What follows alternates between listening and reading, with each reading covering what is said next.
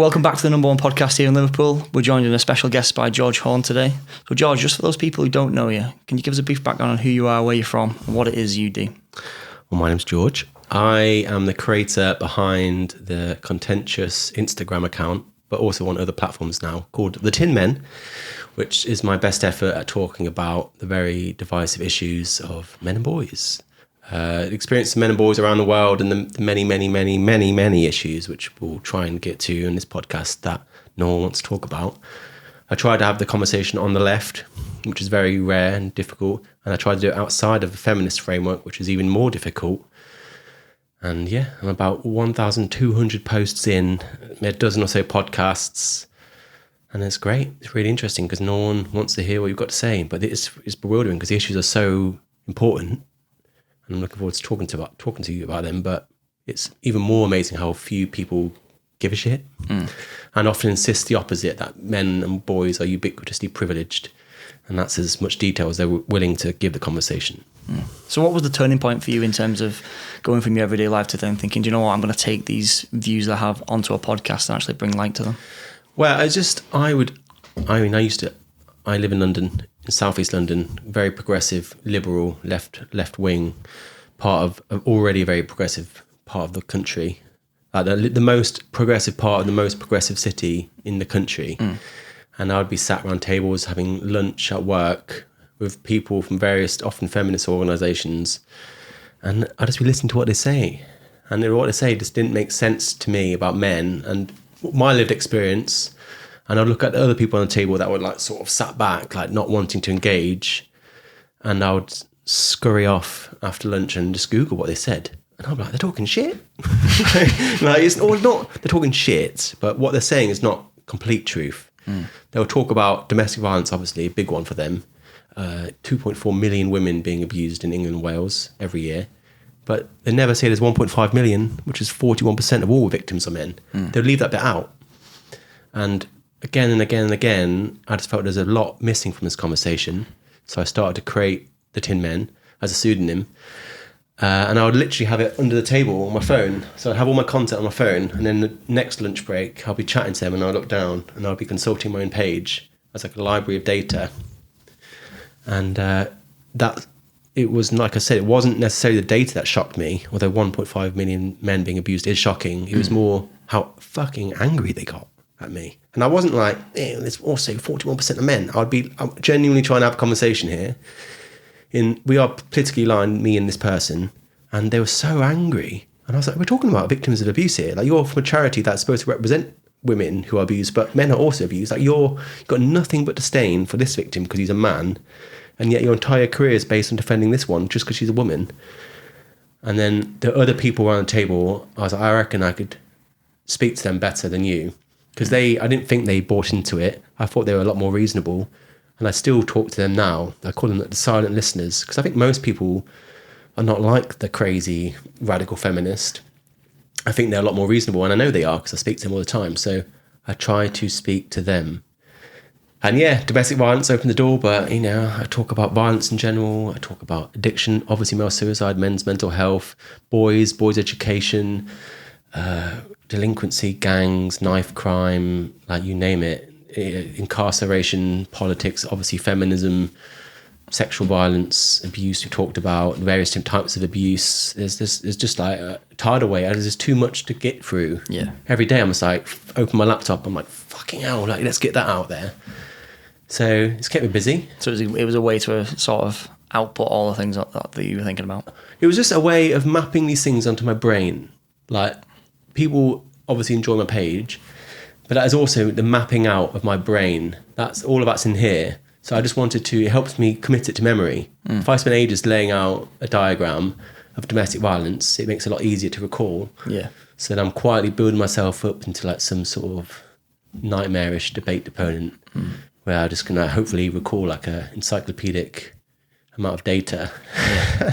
And I find it interesting. And it wasn't necessarily the issues that I found most interesting and intriguing, although they are. It was like, why does no one care about this? Why is it acceptable that 1.5 million men who are being abused in England and Wales, they're classified by the government now as women? we call them male victims of violence against women. We literally call them, they are considered to be women. And I was in this crazy world of everything has to be gender neutral. The very last person that should be gendering as the opposite sex is someone that's an abuse victim, vulnerable. And I just found it interesting that no one gave a shit. And I felt there were so many interesting points of view that I can't even possibly get into one podcast that people seem really intent on totally ignoring. Yeah. And as someone from the creative industry, which is where I was before I set up the Tin Men, and still am, I've done so much more with way less, and yet I've been dealt this winning hand of amazing, important issues that no one's talking about. And it doesn't matter how I put those cards down on the table, I always just seem to lose. And I find that interesting and challenging. It's like a creative conundrum I'm trying to solve every single day. It's like the achievement of perfection. It can't be achieved. Yeah, I'm like, surely I must be able to find the right combination of words to put down so someone goes, yes, I understand now that boys are behind at every stage of education and have been for 35 years. That makes sense now. And I'm like, oh my God, thank you. But that hasn't happened yet. Yeah, you may get a few, but you'll never get the majority. And it's just, sometimes I'll post content about, I'll say like education, and I'm like, this is Group X.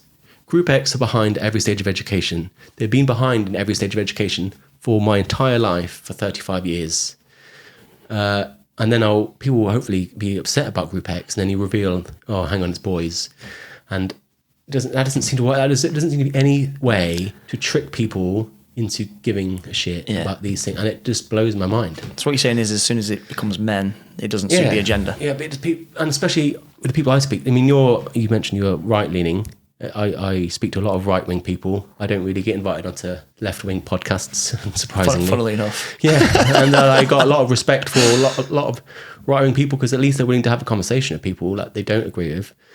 And yet, the people on the left, I feel like we have so much more in common, but what I represent are some difficult political points of view that are factual, but they go against your ideological worldview, that because you can't reconcile what I'm saying, no matter how much data I show you, you will never want to acknowledge me, and then much worse, you'll try and shut me down because I represent like an identity crisis for you. Like your politics are so wrapped up in your identity and your job and your friendship group. I've lost loads of friends since setting this page up, and they don't want to reconcile what I'm doing within what they believe, because it would be, like I said, a massive existential crisis. Yeah, they wouldn't want it to shatter their worldview. Yeah, like the people, like I said, the feminist charities I'd speak to at the very beginning, if they were to bring aboard the data that I have, which is accurate, they would lose their jobs. They were like, oh, actually, shit, it's not gendered, and there are a significant 41% of victims are men. Oh, we're now going to lose 41% of our funding because there is no funding for the men. Yeah. So there is a financial incentive too, but the good thing about me is I don't get any money, so I can say whatever I want. So the first thing I want to get into is mental health. So I think the best way to do this is I'll lay the foundations with some stats, and then I'll pick your brain from then on. So 15.4% of men in England have a common mental health disorder, so anxiety, depression. Only 38% of men are likely to talk to friends and family about mental health. Only 52% of men would go to a GP for mental health struggles. Men are less likely than women to recognise symptoms of mental health issues and or be diagnosed. And men are far more likely to use alcohol or substance abuse, suppress emotions, and disregard any sort of intervention, whether it be early or later. So what is actually going so drastically wrong with men's mental health? I think a lot of our views of mental health are centred around how they present in women. A lot of issues, everything from I talk a lot about self-harm, and if I were to say self-harm, people immediately sort of think of someone cutting themselves, and that is a lot. That is how a lot of women self-harm, but men self-harm in different ways. They punch walls, they get into fights, they can't win, they drink too much, they eat too much, they gamble. Those are acts of self-harm, but because our view of self-harm is centred on women, it falls through the cracks. And like I said, most of all, men don't acknowledge what they're going through as mental health issues.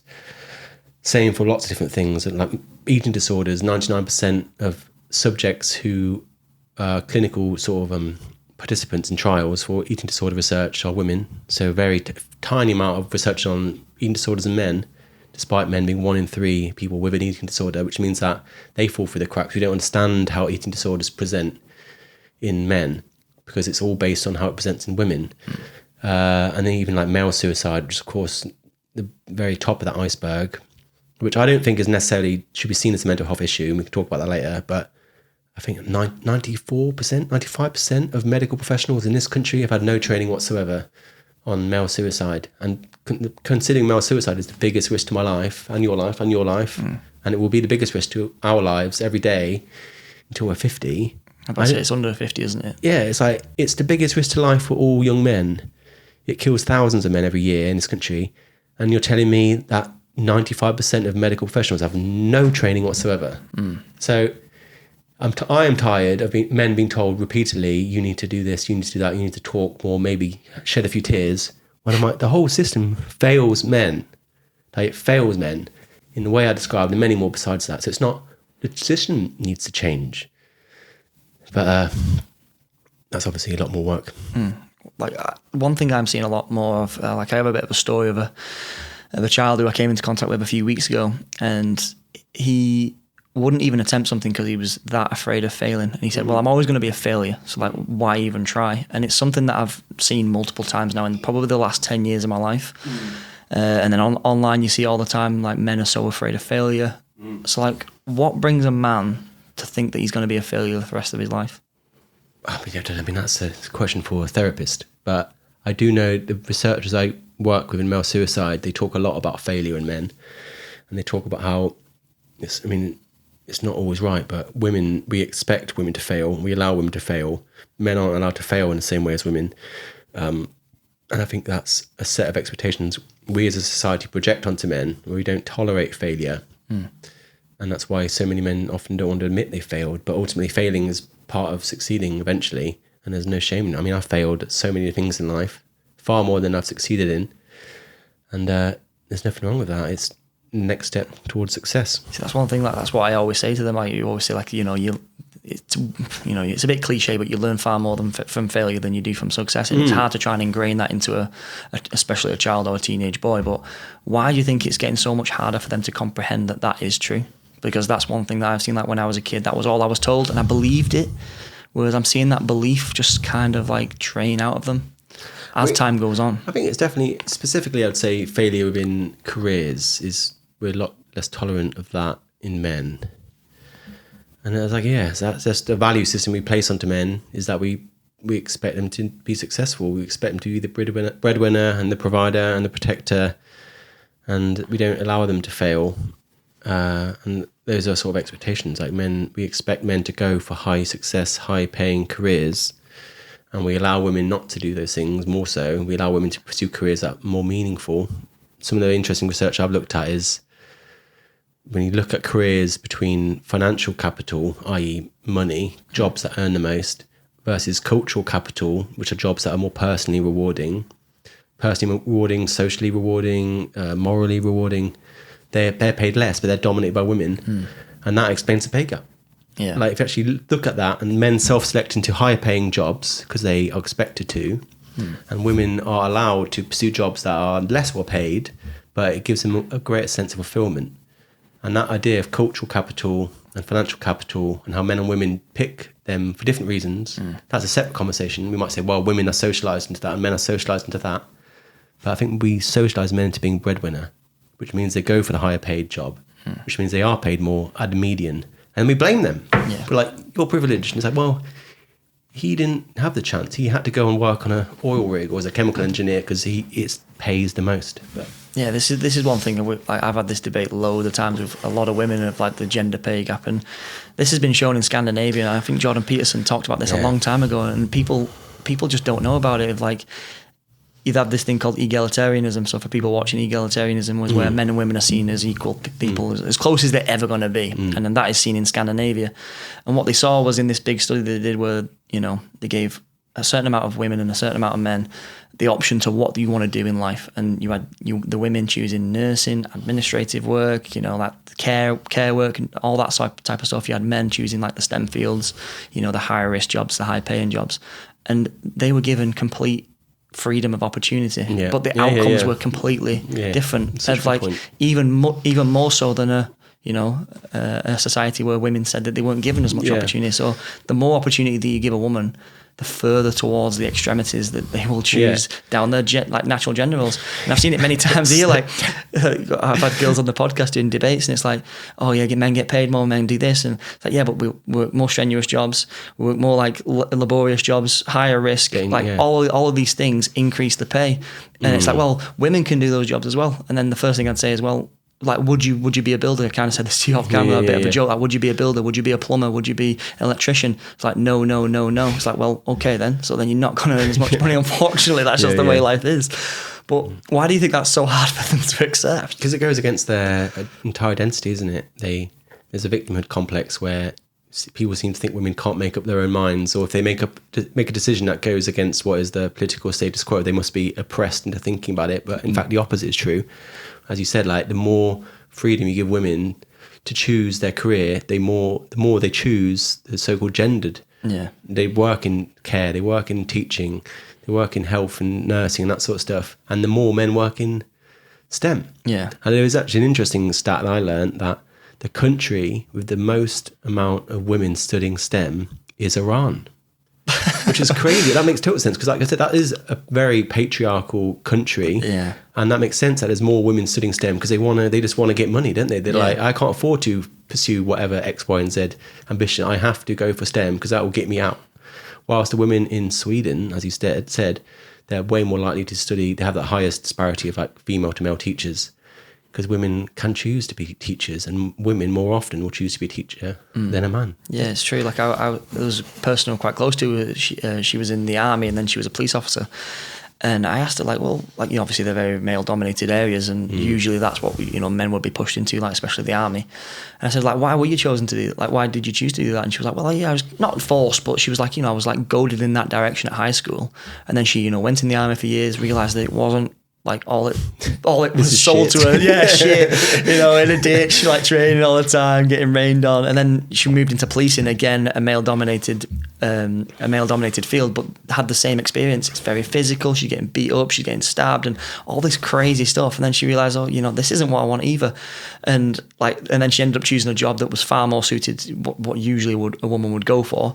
And she's happier than ever. And I've seen multiple case studies of that, of like women being. I remember being at it's like a conference for schools, isn't it, where careers come in and they try and send them down different routes, kind of like they did to her. And I've seen people giving talks of like in different sectors, and I know that they bullshitting the kids this is what you're gonna have if you go in the army, this is what you're gonna have if you go doing engineering, and look at all this cool stuff. And it's like, that's not equality of opportunity. Like you're swaying the odds to try and get people to choose things that they wouldn't naturally do. That for me is completely what they're saying that it is.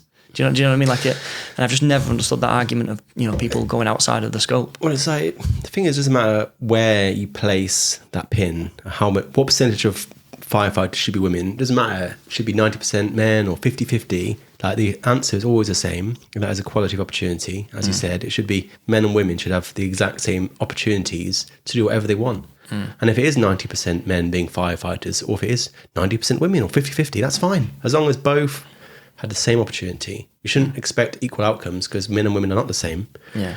And they shouldn't be paid the same, because we make different decisions. There's an amazing series of gender pay gap lawsuits going on right now all across the UK.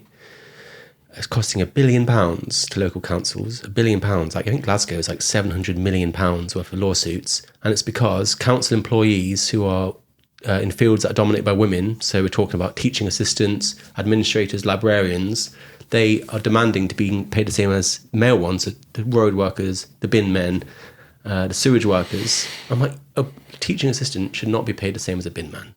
Yeah. It should not. Like, when I wake up at 4 a.m. or 5 and I see the bin men collecting my bins, I'm like, good for you. I can do that. You should be paid more. Absolutely. That's dangerous. It's hard. It's dirty. And ultimately, we pay bin men more than teachers, teaching assistants, because if we didn't, no one would do it. Yeah. And it would all be being teaching assistants. Yeah. So this idea that we should all be paid the same because we offer equal value is ridiculous, because some jobs are dirtier than others. And the same in Asda, I think it is. They've got the biggest gender lawsuit in history, and they're going to win.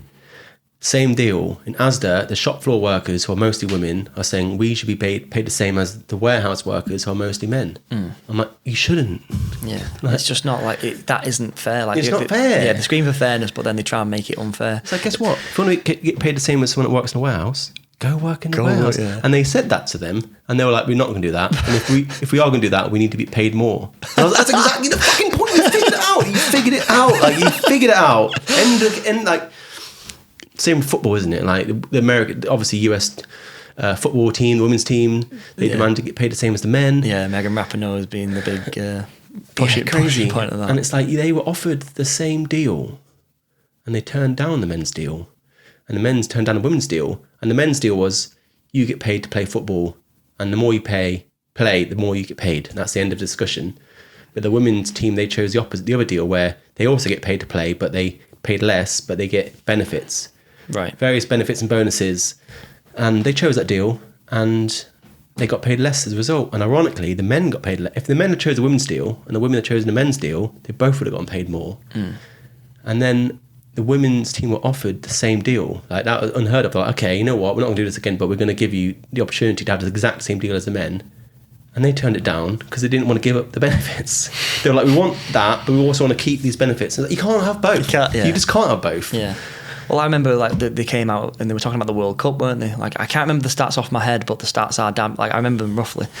And women were complaining, well, the men are getting paid more than us for the World Cup. And when they actually worked it down to a percentage point, the men's World Cup earns billions, whereas I think the women's earn like multiple hundreds of millions. But from a percentage point, the women got paid from a pool of 21%. And the men got paid 7%. So if they actually give them the very thing that they asked for, of like, oh well, we want to be paid on a percentage point, then the men should be getting paid more. It's just obviously because there's more money in the men's game that it's like creates this false distortion of you're not understanding like from a percentage point. Well, do you know who the number one viewer of women's football is? Men. Yeah. It's like funny. We're here, we're turning up, watching it. In every country study, it's always the men that are watching women's football more than the women. I was like, if you want women to get paid more, then come and have a seat down, subscribe to Sky Sports or whatever, and fucking watch it. Well, it's hilarious to say that because me and Reese were both watching. So my sister's a footballer, and we were watching her on the weekend. And I turned to Reese, and he can testify to this. I said, "Look around you, and look how many men are here." Yeah. And it was probably like 2/3, but even still, you're thinking a women's game, like obviously girls, and it was majority men. It's odd, isn't it? I remember it's similar to when James Bond, they were looking for a new James Bond, and they made that car crash of announcement where the next James Bond is going to be a black woman, Lashana Lynch. And I was fucking fuming because I love James Bond and I've watched every single James Bond. But the girl I was dating, who was a feminist, was fucking loving it. Yeah, we're going to have a diversity, we're going to have a black woman. And I was like, have you ever watched James Bond? And she's like, no, I hate it. And I was just like, fucking set up your own James Bond, but you won't because you don't want to watch it. That's fine. Yeah, but don't fucking ruin ours. Don't ruin ours. No, that's exactly it. And I was like, being a man is integral to the role of James Bond because he's like a womanizing, misogynistic man. Like, it doesn't make sense. You can't have a... I don't know how that would even work. But because like they've been going mad lately about, I don't know if you're a Harry Potter fan, but the new Snape is a black man and this and that. And someone asked, I was having this debate with someone and they said, well, you know, like you'd never say that if a white guy got a black man's role. I was like, I would, because put it this way, if a white guy tried to play Blade out of Marvel, I'd be like, what the fuck? Blade was always black. Like same with Black Panther. If they tried to recast him, like, you know, Chadwick Boseman died, they don't know who the next Black Panther is. If they then said, oh, Chris Pratt's going to go and play Black Panther, I'd be like, no, he fucking isn't. Like, I wouldn't want that. I don't mind so much about Black Snape, if I'm honest, because I don't think his race is integral to the role in the same way that James Bond's sex is integral.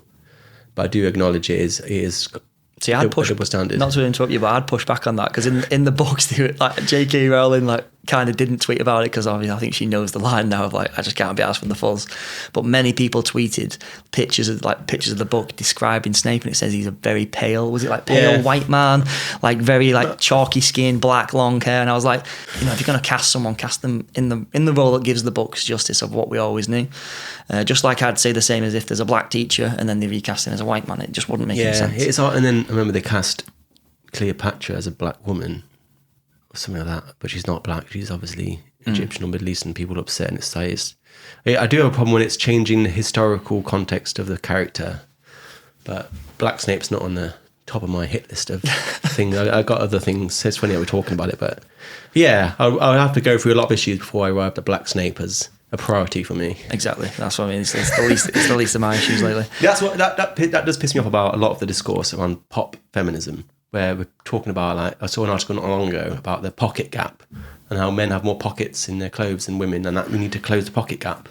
I'm like, there's fucking loads of gaps that are a matter of life and death. Let's close them gaps, and then we'll work our way down. Let's have a list of priorities. One of them was like, we need to close the Wikipedia editors gap. We need more women editing Wikipedia. I was like, okay, but men die younger in every single country in the world. Let's close that gap, and then we'll get to the Wikipedia and pocket gap. Yeah. So yeah, it's just this pop feminism is a bit tiring, and Black Snape is not a massive concern, I'll be honest, but maybe if I'll watch Harry Potter and it'll probably be atrocious, so we'll see. What are some other lies that you've seen that society tell about men, do you think?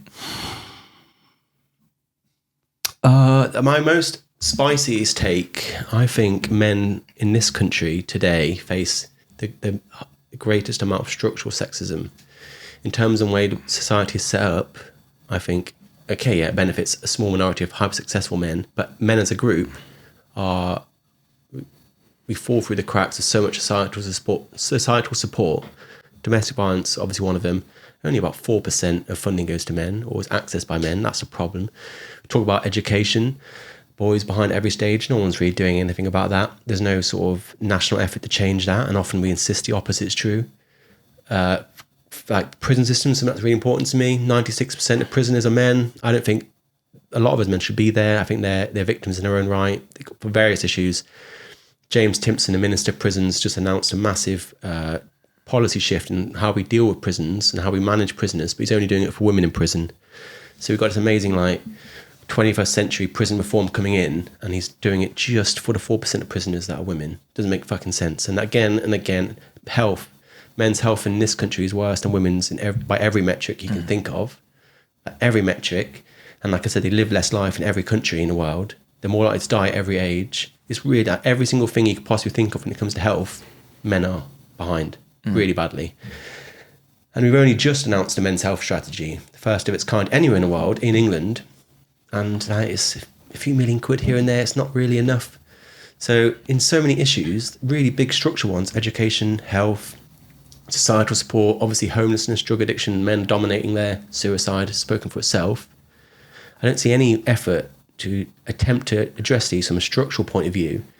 And in fact, they're often raised a bit like what I said in prison.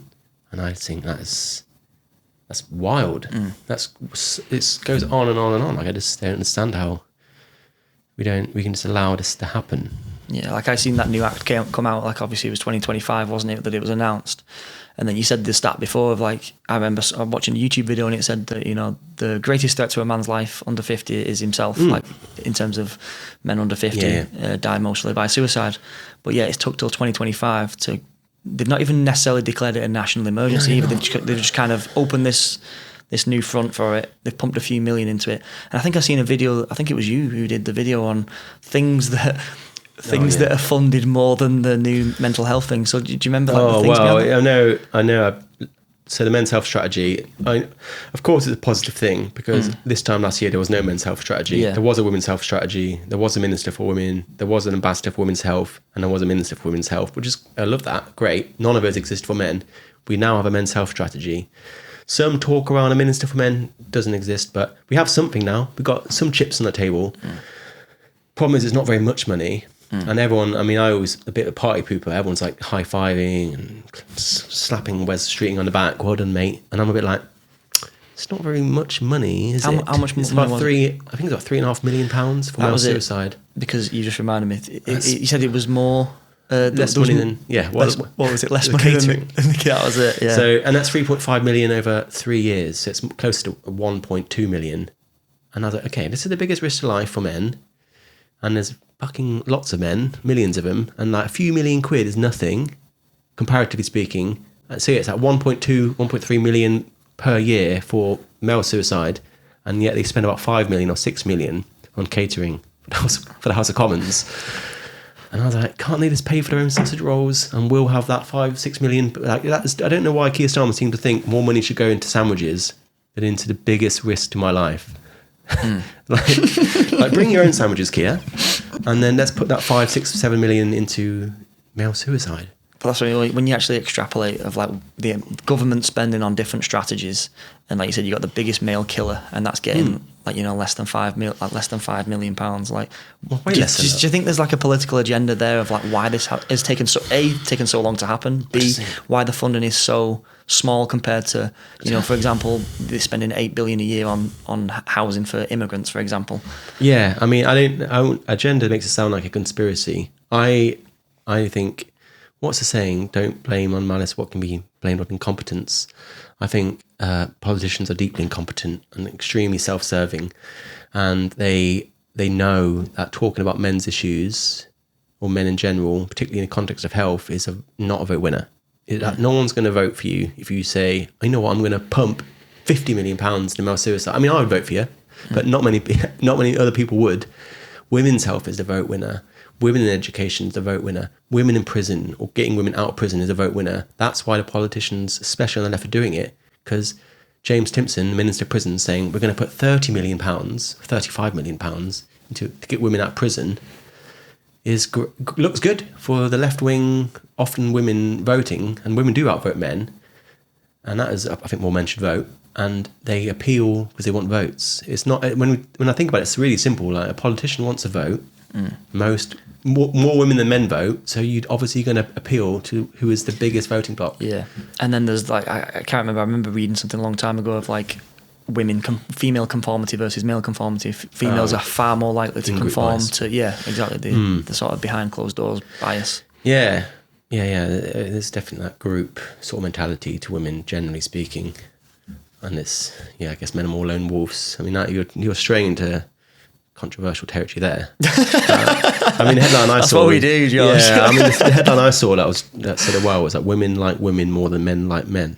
Women like women, yeah. Like women. Yeah, that's true. And then there's the new research from New Statesman just yesterday, and it found that women hate men way more than men hate women. In fact, men actually really kind of like women. I think about 70% of men have a really positive opinion of women, but like a tiny percent, I think it's like 20% of women like men. Yeah. And it was like, that's interesting. Worrying. I know, I was just like, wow. And that's, I think there's an interesting theory called the women are wonderful effect. It goes by many names. Women are wonderful. We call it gynocentrism. Some people call it greater protectiveness of greater protectiveness of females. But women are wonderful basically is the idea that we are more protective over women. We seem to think both men and women prefer women. We want to protect women. We want to look after women. We actually love women, despite what we say. And there's obviously some misogynists out there, too many. But generally, we like women more than we like men. That's what the women are wonderful effect shows. And you see it all the time in crime. Like just on the way here on the train, I read the first woman is going to be executed in Iran. The first female protester is going to be executed in Iran. Tragic, absolutely tragic. But guess how many men were executed in Iran quietly? No one gave a flying fuck. Hundreds.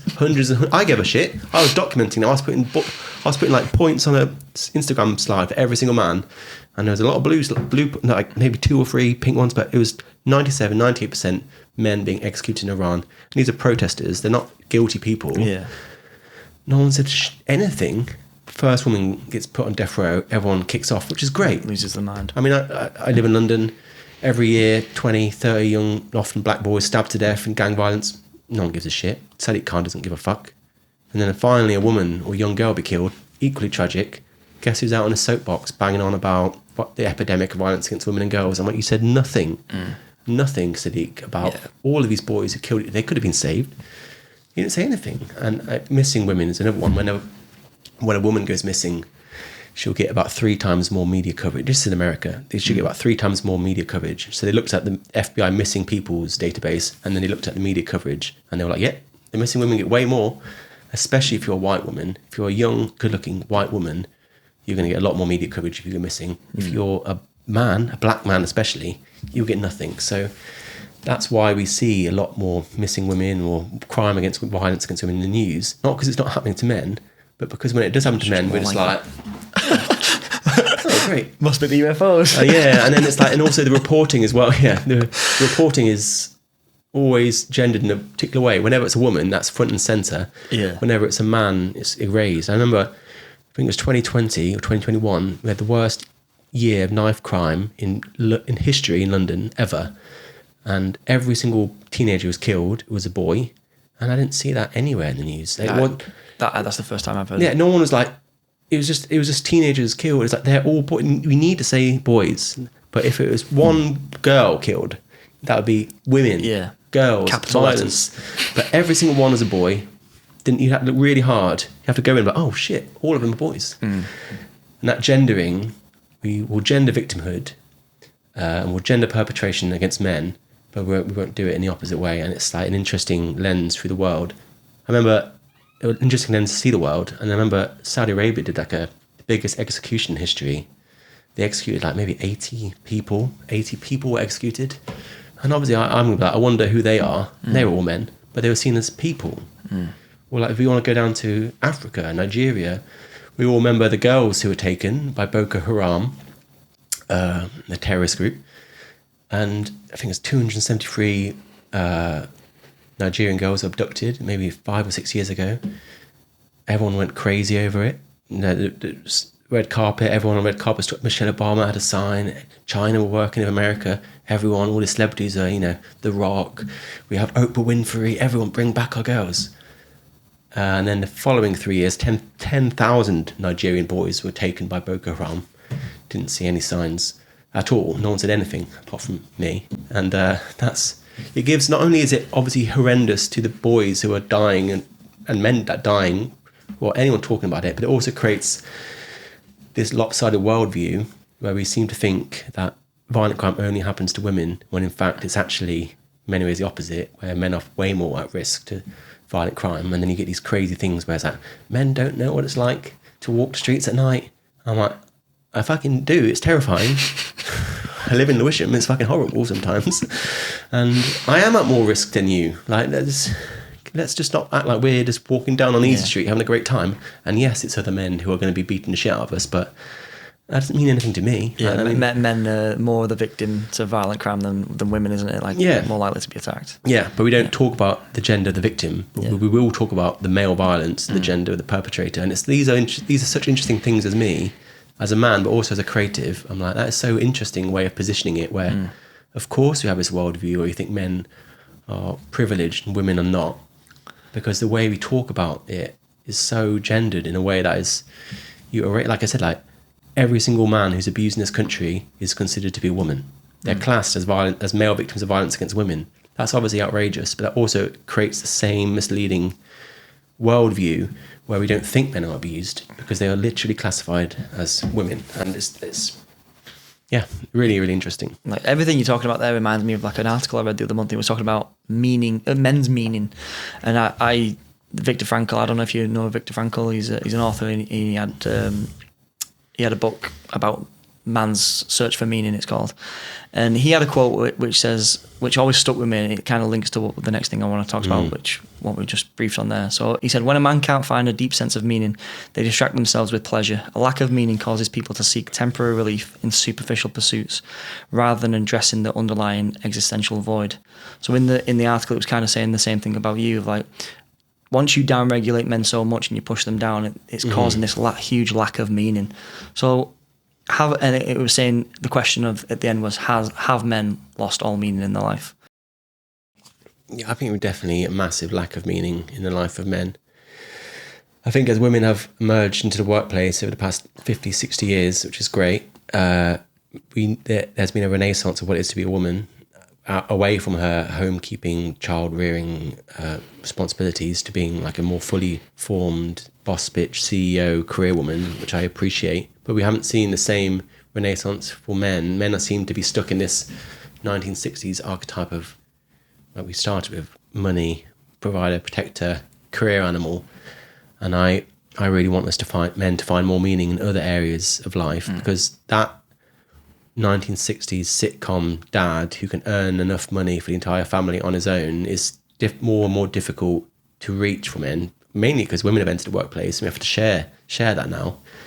So I would like to see, this is the leftist part of me, where I want to see men find more meaning in fatherhood, or having friendship groups, or in their community, or in hobbies, or themselves. It doesn't always have to be those two work, money. There's more things to life. I appreciate this too. I want them to stay, but I want men to find more meaning in other areas, because those you might lose your job.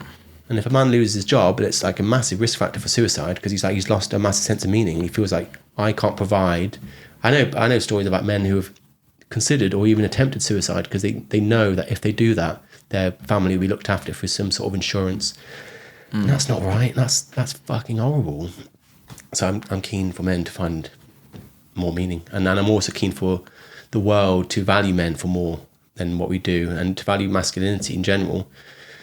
And I not see it as some sort of problem to be solved, but something to be nurtured and celebrated. And there's nothing wrong with being a man. There's nothing wrong with being masculine. And I know the brainwashing against men and masculinity starts young. I think 40% of boys in secondary school in this country have been taught men are a problem to society. 40%. And I was like, they're not. They keep the lights on, literally. They make life livable. They make everything we have possible. Men are absolutely essential to society. They're not a problem at all, far, far from it. And we shouldn't be teaching boys that. I think about 30% of boys are taught about toxic masculinity in school. That's not right. That's horrendous. I think that's the level of brainwashing that I think we should be putting alongside the Andrew Tate side of brainwashing, where there's loads of people that are trying to pull boys towards their ideological way of thinking. And the teachers that are teaching kids about toxic masculinity or telling boys that men are a problem, you suck. I fucking hate you. And I'm old enough to know you're an idiot, but a boy who's 12 would not. He would not. He'd be, I'm a problem. I could be toxic. And then you're bringing in the Keir Starmer's new anti-misogyny workshops, which I kind of understand, but that's not going to help. You just more finger pointing, more like this, more it's your fault. See, I see all this all the time, and something that really grinded on me was like when misogyny happens.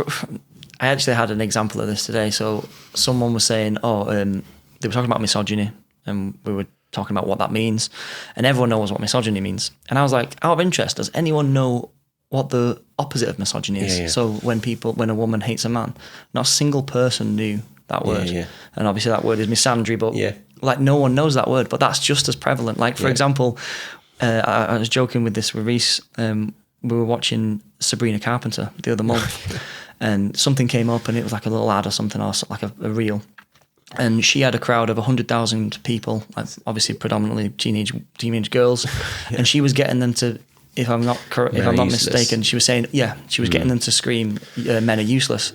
And I just sat there and I said to Reese, I goes, the microphone she's just screamed down was designed, engineered, and built by a man. The lights that are shining down on her, designed, engineered by a man. Like, her security detail were like, we're useless.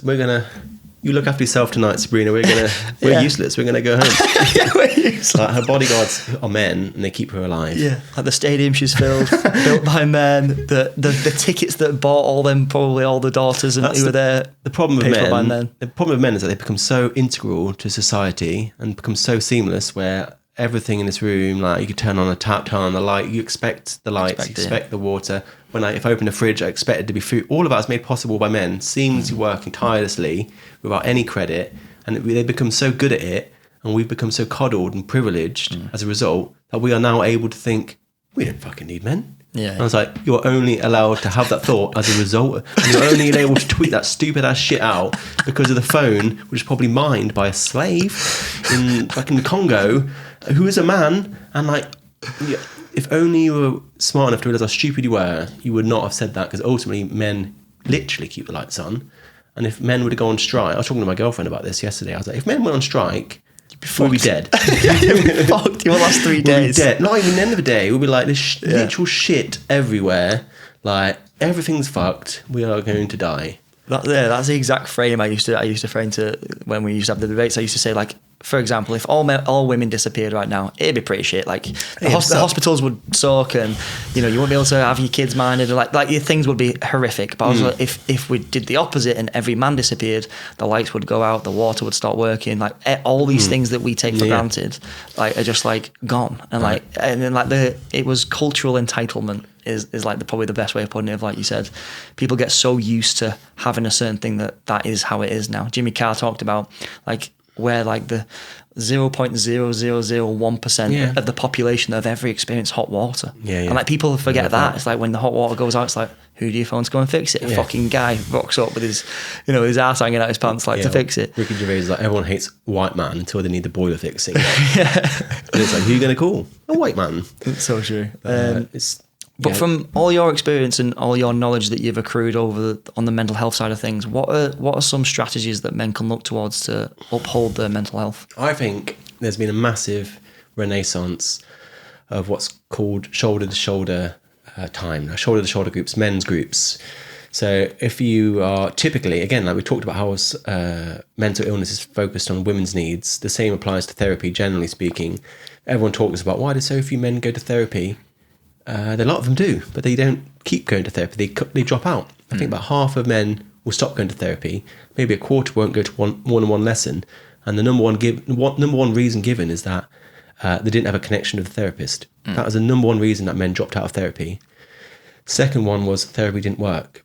So let's stop fucking telling men to keep going to therapy. And it's like they've been, right? They didn't go back, and they've said it didn't work, and they didn't feel a connection.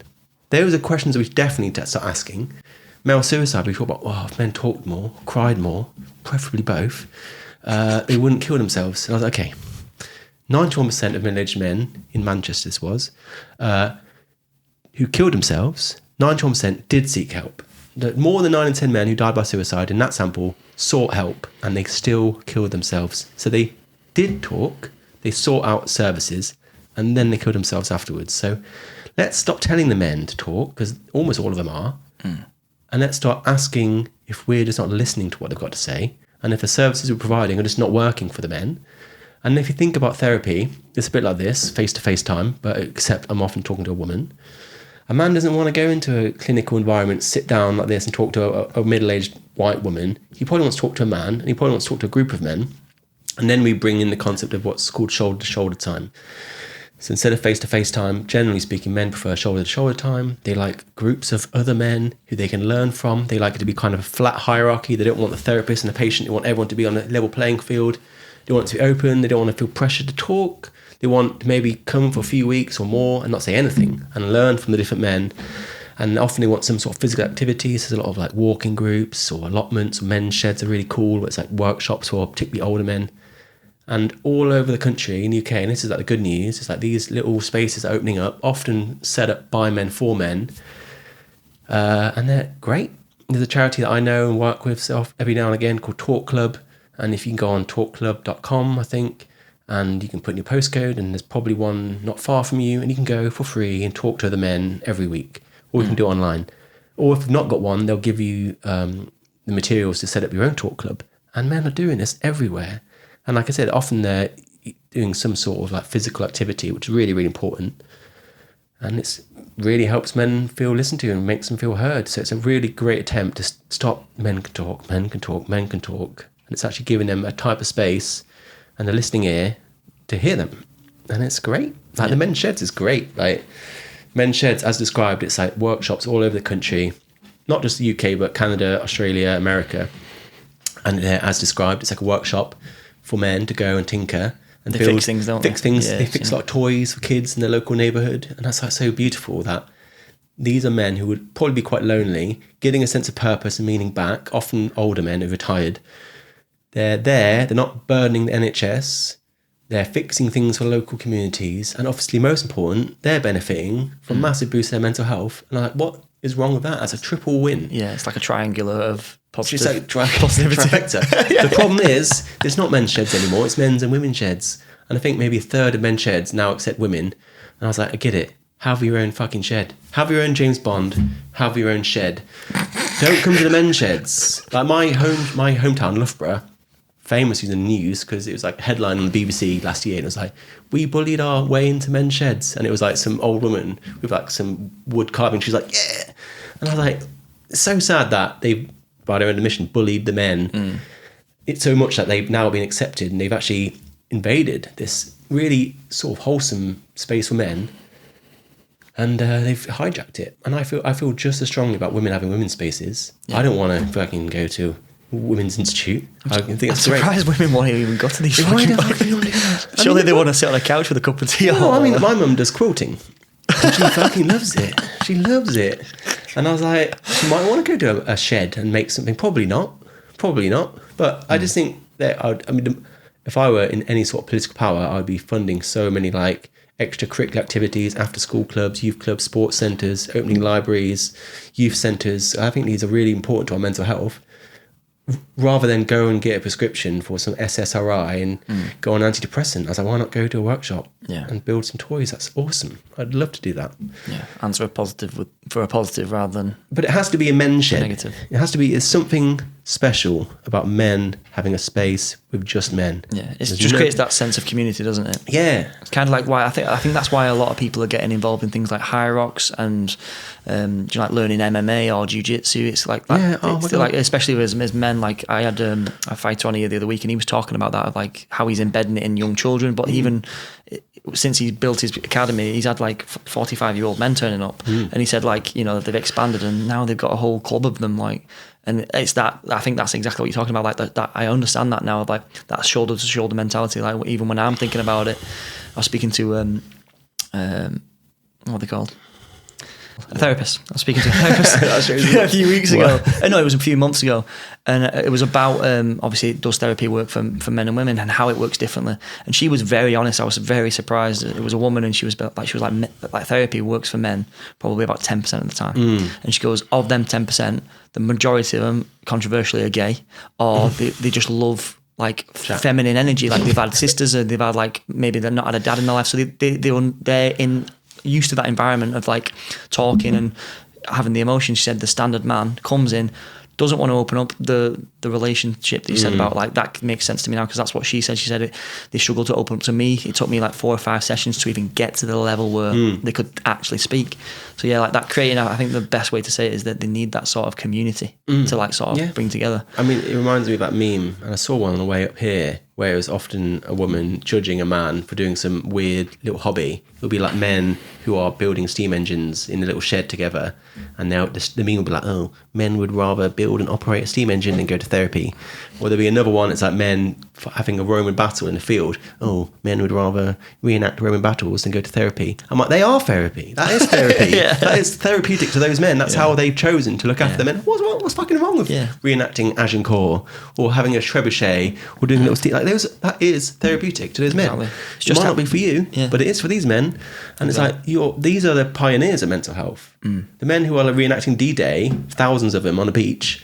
That the amount of good that will do to their mental health is great, and it's not to be shamed. It's something to be learnt from, and like good for those men. Yeah, just like that, you can't understand why sitting on a couch with a cup of coffee is brilliant for them. Like each their own. Or going to a clinic and talking to some random person, paying them like whatever £80 an hour to be like, just I want to go on, pretend to bayonet someone on the beach. That sounds great.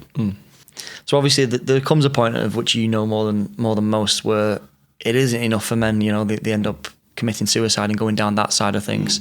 So I just want to read you some stats on the suicide rates, which you already know, but just for the viewer. So this is from the Gov website, 75% of all suicides in the UK are men. 4,000 to 4,500 men die by suicide each year in the UK, which equivalates to 12 to 14 men who die by suicide every day in the UK. So why are men committing suicide at such unbelievable rates compared to women?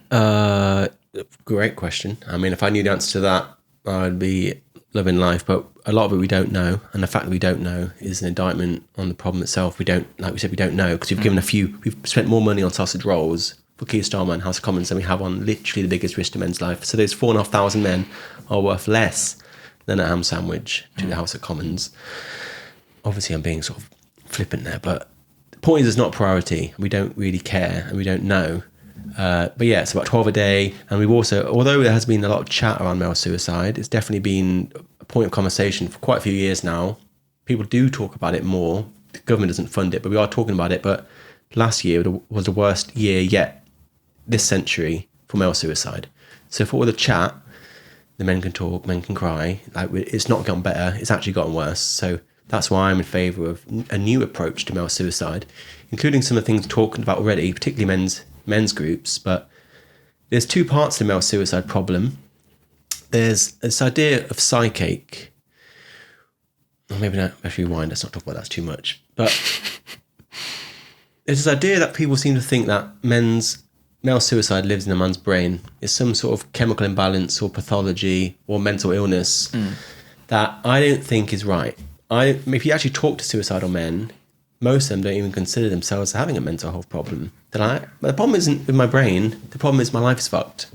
And the bit of my life being fucked is the important thing that no one seems to want to fix. Because they acknowledge that a lot of men are living miserable lives that can't be remedied through talking about it, and that needs systemic change. Acknowledging that is to acknowledge that we have failed men in the worst possible way, where we've allowed men to get to this place where they've fallen through the cracks, they've not received the help, they're not being helped by a healthcare system that actually sees their displays of distress in the way we described. And we need to accept that, and we need to change. So like I said, most men who are suicidal don't consider themselves having a mental health problem, and male suicide in general isn't a mental health issue. It's a real world issue. It's many different things. I have a friend, Susie Bennett, suicide researcher, Dr. Susie Bennett. She describes male suicide as an orchestra, symphony of sorrow, where you have numerous different instruments all playing their own melody at the same time. And if you listen to an orchestra, you don't say, that's the violinist on the second row. You say, actually, that's all of the instruments all playing at the same time to create one singular symphony. That's how male suicide works. It's not great for podcasts because people want that one single answer. But if you actually talk to suicidal men, it's definitely a lot more than talk more, be less toxic, and give us a few tears. One of the big ones is about 1 in 5 suicides is tied to a relationship breakdown. A lot of it's down to child custody battles. A lot of it's down to domestic violence. I think about 9 to 10% of men who are being abused will consider or attempt suicide. I mentioned there's 1.5 million men being abused now in England and Wales. 10% of them are at risk to suicide. A lot of it's down to debt. A lot of it's down to losing their jobs. A lot of it's down to physical health issues.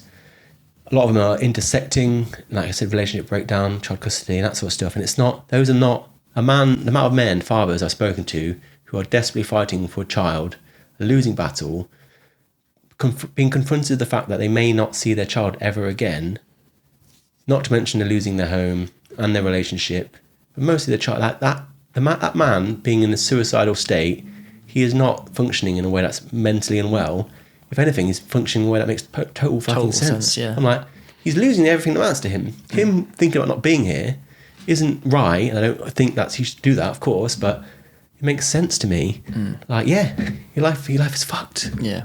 That's something that I've always confirmed about depression, of like, for me, I'd be more worried if people didn't feel the way they felt with what some people go through. Like, I'd be more worried, especially with a child or a young lad who, he's feeling very depressed. Like, from what I've seen, people go through horrific things. So I'd be way more worried if they were like, oh yeah, I'm sound. Like, because that's not really healthy. Yeah. It's odd. But it's a great saying is clinical psychology. It's like a central axiom, and there are no such things as abnormal behaviors. There's just a normal response to an abnormal set of experiences.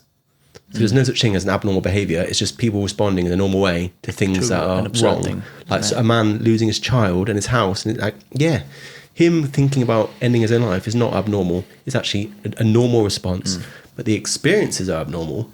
But the problem with male suicide is we don't want to look at those experiences, because that shows, family courts are broken. Divorce has a massive impact on men's suicide. Like, these are structural issues that we as a society are not ready to accept. So we'll just stick to men can talk, men can cry, because that looks fucking good. That makes us look good, because we're like, yeah, look at us.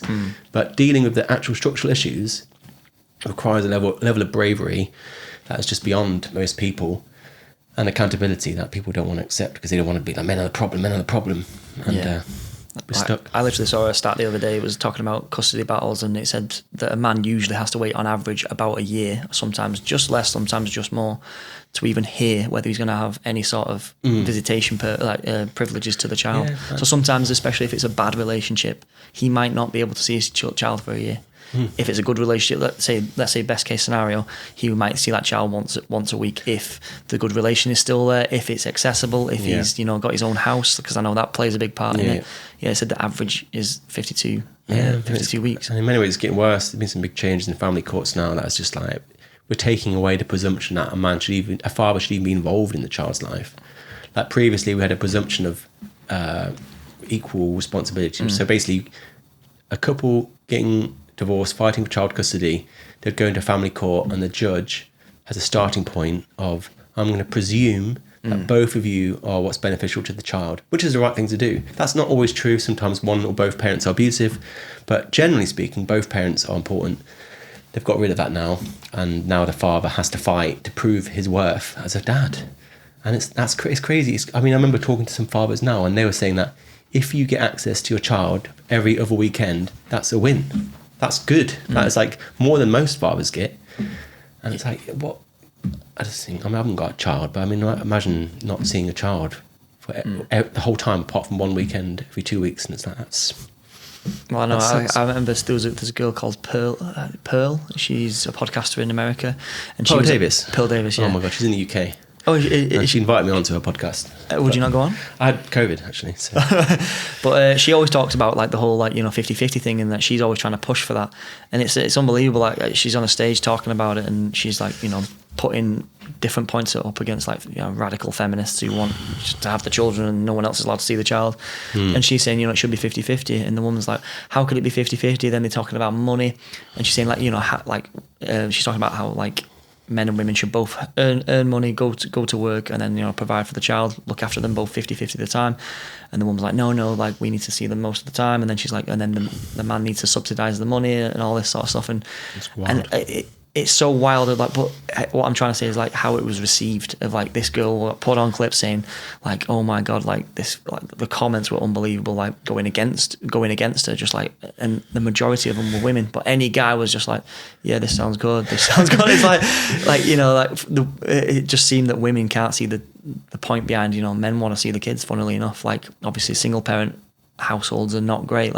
I'd like to get your opinion on. How do single parent households play out in the long term? Every case is different, but there's certainly a massive correlation between single parent households, particularly, often about the dad, because that's normally the one that's absent. And children, particularly boys, have worse outcomes in many different areas, worse mental health, more likely to go into addiction, more likely to end their own life, more likely to be an absent parent themselves, more likely to be delinquent, drop out of school, home. Every single thing bad is associated with fatherless homes. Obviously difficult to talk about. Everyone's oh, now you're shaming single mothers. I was raised by a single mum, and I'm sure you did. There's loads of great single mums, and God bless them. And a single mum is better than no parents at all. Yeah, of course. Thank God she's there, because if it wasn't for her, you're charged in care, and then you're really fucked. And then the negative outcomes really stack up. So it's about, we need both parents in most cases. Yeah. And fathers bring an essential part to children, no less important than mothers. We can argue about maybe in early years mothers are more important purely because they're breastfeeding, but generally speaking, fathers are an essential part of children's lives. And you only have to look at what happens to families, children, when there is no father. And then it comes back to what we talked about earlier, knife crime, gangs, and how a boy from a home without a father often goes out looking for another father figure, another family, that sense of purpose, which is the running theme of this podcast. And they'll find it often in a gang, which is a surrogate family. And then the negative outcomes just get worse and worse and worse. It's bad, and it's difficult to talk about because everyone's you're shaming single mothers, but it's not. Yeah, at every angle you go at it, you always get them saying what you're saying mothers can't raise kids, and it's never the point. I remember reading a study, and it said about the 10% that when the father takes custody of the child, when they raise them, the statistics of what you said about more likely to be drug abusers, more likely to be alcohol abusers, more likely to get incarcerated, all these things were almost the same as having two parents, but still worse, but nowhere near as bad as just having a mother take care of them. And again, that study got attacked because it was basically saying you're trying to say that the fathers are more important and this and that. And it's not necessarily saying that, but what is drawn from the conclusion is that both parents have a staggering effect on the child's outcome. Yes, fathers might do it a bit better. That's probably what you can probably draw from that study controversially. But even still, when it compares up to having two parents, it's not even a comparison. Yeah. It's significantly better for a child to have two parents. So regardless of, it's the lesser of two evils. Well, your child still might end up in these, drug abuser, alcohol abuser, whatever. Yeah. But it's not about the comparison. It's about trying to get back to the nuclear family of having two parents in a fucking household. It's the same statistical sleight of hand where people will say, well, I'm from a single parent household and I'm great, and this person, both parents, and he's fucked. It's like, yeah, okay, I know that. Like, my gran was a heavy smoker and lived at 88, lived a long life. That doesn't mean smoking's now good. Like, just because half of people that are heavy smokers don't die from smoking-related illness doesn't mean smoking's fine. It just means, generally speaking, you're going to be worse off on average. Yeah. Like, that's not, it's so annoying when people say that. It's such a low IQ argument when people point to the exceptions and try and override it as the rule. Like, so even if just an uncontroversial area, if I say men are taller than women, that's true. Well, my mum's 6'2", so yeah, I'm 6'2". That doesn't mean I'm never going to meet a woman that's not taller than me. It happens all the time. But generally speaking, I am taller than most women. Men are taller than most women. Like, just not. Can we just get over that? Yeah, it's so tiring. Like, I remember having a girl on the podcast, and we were talking about like women walking home at night. And my simple opinion at the time was, just don't let a woman walk home at night. Get her in a cab, drive her home, whatever. Don't let her walk. She was like, well, I can walk home. It's like, yeah, but what if you get attacked? Yeah, well, my dad's a black belt, and I do jiu-jitsu and all this. But yeah, okay, so you maybe know how to defend yourself. I goes, what do you think it's like for the average woman? Do you think they can defend themselves? And she like, you know, when she got pressed that much, that she then even self-deluded herself into thinking that the average woman would stand a chance getting attacked by a man. I just thought that's a very interesting way of thinking in my view. Like, I've been proved wrong many a time, but I don't think I've ever sat there when someone's had damning evidence in front of me that what I'm believing isn't true. I mean, just, you know, ostrich mode, get head in the sand and pretend like it doesn't exist. I mean, the most important thing about who can walk safely at night isn't about sex, it's about where are you, what's the postcode. When I go home now to Lewisham, I'm probably not going to walk home because it's going to be 11 o'clock at night. But if I got off the train in Leicestershire and went to see my mum in her beautiful little country cottage, I'll walk all day. I love that. I'll probably nice to meet you, everyone. But I mean, men are obviously more at risk to violent crime on the streets, but ultimately it's about where you are and being sensible. True. So I try not to get too broad in the fear mongering about who's going to get stabbed more. Ultimately, it's about common sense choices and general mindfulness of each other's safety. But it's just upsetting how like normalised it is here in terms of like, just even in general, like when I'm here, I cringe when I see people walking home alone, especially with earphones in. And I always remember like this story, I always tell this story, but I was in Budapest in Hungary and I was on a night out with my mates, and I went home early about 1 o'clock in a taxi, and I'm driving past this like sort of squared park where you can drive around the park but you cannot see all the way through it. And as we're pulling up to this traffic light, there was this girl and she was dead, like so overly drunk, like staggering home in her heels. And I was looking at her like I would look at someone walking home here, thinking, fucking hell, like that's a flight risk. Like, and the taxi driver said to me, he goes, oh, do you like the look of her? And I was like, oh, I goes, I'm not really thinking about that. I goes, it's just dangerous, isn't it? And he was like, what do you mean? I goes, like walking home, you know, 1:30 at night. I goes, it's very dangerous. Like, he goes, oh, we don't do that to women here. And it was just like it was such like a cultural shock of like, fuck, like he's actually right, because of, you know, if I remember where I've just been and like the way it is and the way the people are, Christian-led country, like super high values. It's like, fucking hell, like back home, like we have this skewed thought of like thinking, you know, we have to do these things that we shouldn't have to do, but that's just our reality. And I just thought it's such an interesting story every time I ever tell it. And it's like I said, here it's hard to say that in comparison, because obviously it's so different. But leaning sort of more into domestic violence, obviously you said the statistics on a lot of things are skewed, and I think you did a post recently about the skewed statistics of domestic violence. Could you just lead us through too much synopsis of that? There's so much to say. I mean, there's been like men are 50 years behind. Everyone's always like, men have had their say. I'm like, look, I've met the woman that set up the first refuge in the world, and she literally started the whole domestic violence movement, Erin Pitsey. She set it up in 1971. She tried to talk about men and got absolutely destroyed. Like, she got pushed out of the country, had death threats, had a police escort all around the country, gone. She tried to have a say for men, and since that point, we've never had a say in domestic violence for men. So there's been 50 years of silence, really, and a lot of it propaganda, painting a very lopsided, non-evidence-based point of view of domestic violence that seems to think that it's always a woman being harmed and it's always a man being violent. Not true at all. You mentioned about this idea that when a country becomes more egalitarian, meaning equal, women fall into the gender roles more. But we see the same within domestic violence, that the more equal a country becomes, the more women become violent, which is wild. Right. So everyone talks about the more equal a country, the more it moves up the sort of a gender equality index, violence against women decreases, such as in UK, in comparison to like Afghanistan, very low. But as a country becomes more gender equal, women are less likely to experience abuse. but more likely to perpetrate abuse. That's very interesting. Fucking wild. So it's the extremes again. I remember talking to Don Dutton about that, who's like world-leading family violence researcher, and I was just like, that is fucking spicy. I mean, that is fucking what? It makes sense. It makes total sense. Like, if you're going to talk about giving women more autonomy, as in when you become more equal, you give women more choice. Power. Some of them are going to choose to beat their husbands or brothers or whatever, their boyfriends. So there's lots of falsehoods and misunderstandings, but one of the most important ones is that domestic violence doesn't often fit into this sort of street fighter arrangement where it's him versus her or her versus him, one perpetrator, one victim. Half the time, both partners are violent. And what bilateral violence, which is no one talks about, it's not violence against men or violence against women, it's violence by both men and women towards each other in a cycle of violence. And if I were to draw a pie chart of that, of all intimate partner violence, half of the pie chart is bilateral.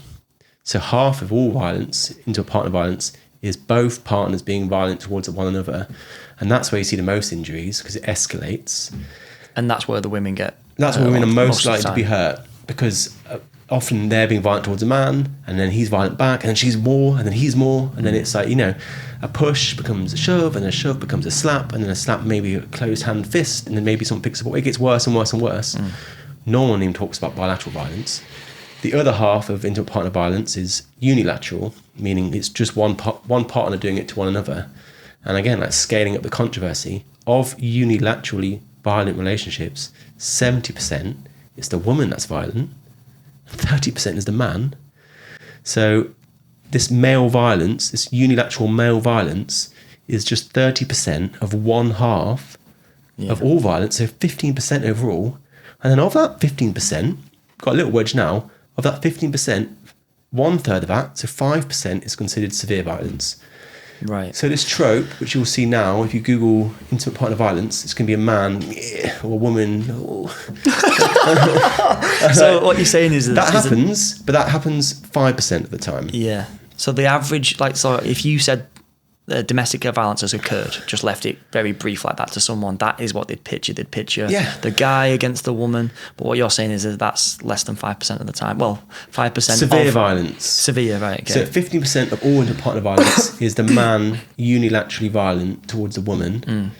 15% overall, and then 35% overall is the woman unilaterally violent towards the man. So more than twice as often. Controversial. And then the other massive wedge, 50% of all, is both partners are violent, cycle of violence. And we're looking at domestic violence through a tiny little keyhole, ideological keyhole, where it looks great for TV shows. It is the man, but that's not how it plays out, or it does in 5% of the time. And we're literally only looking at a wedge that's 15%, and we're ignoring the rest. And like I said, women are most at risk in bilateral violent relationships. So why is there that cultural blind spot when a man, obviously when you talk about domestic violence, why is there a cultural blind spot to when a man is abused by a woman? It's just everyone asks me that question. It's like, you fucking know. Go tell someone on the street what I've just told you, and they're going to fucking not like that. I was like, hey, guess what? Women are more violent than men in unilateral violent relationships. They're going to spit in your face. Like, people are always like, why does no one talk about this? Because it's fucking unpopular. Obviously it's fucking unpopular. Like, the greatest family violence researchers who have ever lived, I talked about Erin Pitsey. She founded domestic violence industry. Murray Strauss founded the field of family violence research. This guy was like the godfather, one of the greatest sociologists that's ever lived. Set up the field. He died 10 years ago, but before he died, he compiled a list of 200 papers that proved without doubt men and women are equally violent in relationships, equally likely to be victimised. Women slightly more likely to be injured, sure, but generally speaking, it's the same. So we've got the greatest family violence researchers ever lived, presenting hundreds of studies. Those studies are taken across 3 decades.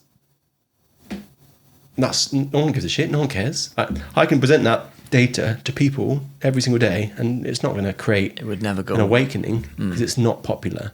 It doesn't fit in line of our cartoonish view of domestic violence. It doesn't look good on someone's Instagram feed, does it? Talking about that, really far from it. Doesn't win you votes. Politicians are not going to get a round of applause from that. You're going to get shouted down. So yeah, no one cares. So I assume that whole reason you've just outlined there is why. What did you say the lady's name was? Murray Strauss. The woman who... Erin Pitsey. Erin Pitsey. So is that why she was... Oh, she's lovely. Taken she's over? Great. She was the first woman ever to be like, this is a problem, I'm going to do something about it. Before that, domestic violence happened behind closed doors. Police didn't get involved. It was a private matter. She was like, actually, I'm going to take it out from behind closed doors. She set up Chiswick Women's Aid in 1971. It was essentially a squat that she just took over, an abandoned house, and she just took it over. Men came in from the neighbourhood to fix it up, to mend everything, to make sure it actually was livable. And then Erin just started bringing in women, abused women, like filling up houses. Filled up the first house, went to the next house, derelict. Men came in, fixed it up. Women came in. She went house to house to house, took over whole streets. At one point, she had a whole Palm Court hotel, 50-odd suites, full of abused women. Straight away, and she told me this, she was like, straight away, day one, I was like, a lot of these women are violent too. 60 of the first 100 women were also violent, at least as violent as the men. And that's where straight away she was like, the bilateral violence. It's not men doing it to women. It is, but it's also women doing it to men. And it's both partners doing it to one another. And then she was like, I need to open a shelter for men.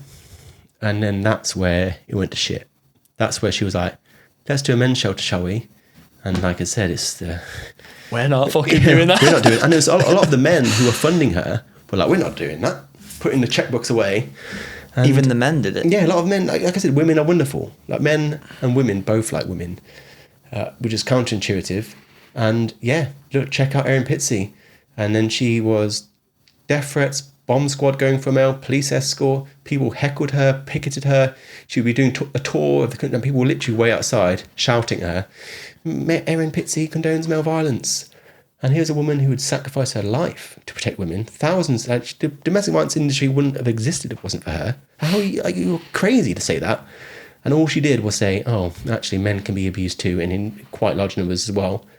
And then pushed out of the country, fled to maybe Mexico. Her charity, Chiswick Women's Aid, became Refuge UK, which is now the biggest, most powerful, oldest domestic violence charity on the planet.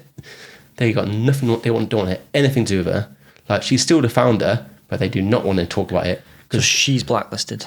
She's just, they won't even let her go back to the original refuge she set up. They're like, if you come back to this refuge, we'll call the police. And she's like, I founded the charity, guys. Like, what?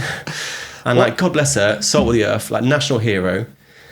She's in palliative care right now. People think she's dead. She's not dead, but she's definitely in end-of-life care. Absolute hero of mine. And like, what a brave, incredible woman. God bless her. And here's Erin Pitsey. And what did they say about her? Refuge UK? Because they must have some sort of... Nothing. They just didn't give a flying fuck about Erin Pitsey. And like, the sad thing is that she didn't take a single pound. Like, everything she did for free, like, it was literally just abandoned houses that she went in and just took care of women.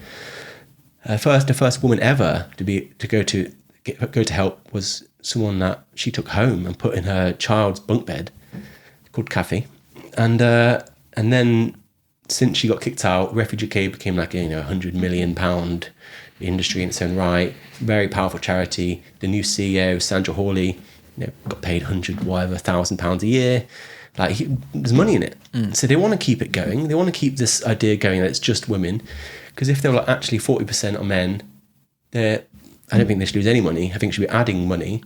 But they're worried that they'll have to share the pot. Yeah. And that's why men are classified as abused women. Because if they didn't do that, and they would say men are their own group, they'd have to share the pot. And they don't want to share the pot. And I'm waiting for like some sort of Mr. Bates versus the Post Office style documentary, TV show or something. Expose. There's a great documentary about the domestic violence industry centered around Erin Pitsey, and waiting for someone to make that film. It's just not going to happen, is it? It's great. I mean, it may be. It reminds me of, like, anytime I see anyone telling the truth and putting themselves out there, I don't know if you're a Batman fan, but there's a famous quote where it says, you either die a hero or live long enough to see yourself become the villain. And I always feel like that happens, but people impose that on you rather than you impose it on yourself, almost like a societal villain. So that's interesting. Like I said, I've seen many case study of people where they've gone to do the right thing and they've been villainized for it because it doesn't suit the political class, the agenda, the money, or the funding, or whatever. She's going to be absolutely going to die a hero, Erin. And it's just so sad what happened to her. And I mean, everyone talks about the failures of capitalism and the free market. And I mean, I feel mixed emotions about it. But no one ever talks about the charity sector and how fucking corrupt the charity sector is, particularly domestic violence. And yeah, a lot of it's just self-serving ideology, like big salaries, like Refugee Care is like 97% women. Like if you want to talk about disparities, then that's crazy. You're going to equalise that one? No, definitely not. But I mean, they say that men shouldn't be working in refuges because of safeguarding. I'm like, okay, I'm on board with that. But if you're working in the marketing department in the office, I mean, you can be a man, can't you? And it's just totally not what Erin did. Erin, I've asked her this directly. She was like, men are essential to safeguarding women, domestically abused women, because a lot of the women that she would be helping, they've not known anything other than violent men. And how is this woman ever going to recover if she can't be around good men, kind men, especially if they've got children? One of the reasons she brought men to refuge wasn't just to fix things, but because they were children and she wanted the men to play with the kids and be role models, because they've not known anything other than violence. And a lot of boys are not even allowed in refuges either. A lot of refuges don't accept boys, like even 8-year-old boys. Some refuges don't accept boys in this country. Imagine that. Imagine like a boy in one of the most advanced societies as well. Yeah, like a boy who's 8, 10, 11, 12, fleeing an abusive home with his mum, the refuge, women's aid, like, come on in, you can't come in. It's like, why not? Leave him at the door. He's a boy, get him out. And it's like, that is literally what happens. And that is another documentary to be made. That is the shame of the domestic violence industry, that they will not let a boy who's a victim, who will either have to go into care or back to the violent household, they won't let them into the refuge because he's a boy. The daughter can come in, and she should, but the boy can't. 8-year-old boy, 10-year-old boy, like young boys, because of some woman in refuge is afraid of him. And it's like, just these are the stories that I see every day, and I'm like, why is no one talking about that? That is crazy. That is absolutely crazy. It is mad. So one thing I did want to talk to you about, especially again, like in my sector and just in the last few years, I'm growing to see this sort of growth I'm going to understand this sort of shift in loneliness. So like, especially with old people as well. I've seen a lot of like documentaries where it's talked about it, a lot of articles. So again, I'll just read you some stats of what I came across when I was looking in the past few weeks. But so reports from the NHS and the Beautiful Truth website say approximately 20% of men report feeling lonely at least some of the time. Up to 8 million men, which is 23% of them in the UK, feel lonely at least once a week. And then nearly 3 million men, which is 8.7% of them, feel lonely every single day. So again, it kind of leads back to what we were saying before, but why are men becoming more and more lonely over time, especially old men? I think a lot of it's being disconnected from society in general, vilified, villainized, not welcome, not allowed to be a man or be masculine, like all having these things often being sort of shamed in a way we talked about earlier. A lot of men's spaces that are life-saving are closed down. Like a lot of those old men, one of the facts that shocked me is that a man over 85 is 15 times more likely to end his own life than a woman over 85. That's surely down to partly, at least, loneliness. Yeah. And that's the perfect kind of man to go to a men's shed. Like some kind old man building things. But a lot of these are going gender neutral or don't exist. So, and then the whole idea of male loneliness is, so many people sneer at that. Not only do they hate the idea of men's spaces because they think men's spaces are like little patriarchy HQs where men are just scheming to oppress women, when that's not what's happening. But the idea of male loneliness, which is really bad, is a joke. It's like laughable. People just like literally laugh at it or deny it exists. And I actually worked on the research for this. Susie, again, male suicide researcher, set an agenda for the most important issues that are linked to male suicide. So she talked to lived experience experts, hundreds of them, who were basically suicidal men, bereaved families, and then clinical experts all over the world. And they basically wrote an agenda. These are the most important issues if we're going to bring down male suicide. Number 1, endorsed by 98% of the experts and lived experience experts. So more or less all of them. Number 1, male loneliness. That was the most important associated factor to the greatest risk to my life. And it's seen as a joke. And the idea, these men's spaces, which would be an antidote to that loneliness, they're closed down. I've tried to set up men's spaces and they've literally been shouted down. I tried to set up one. Well, I supported one that a friend of mine was setting up at Loughborough University Student Union, a men's network. There's a women's network. There's a network for every single type of person you could possibly think of, but not men.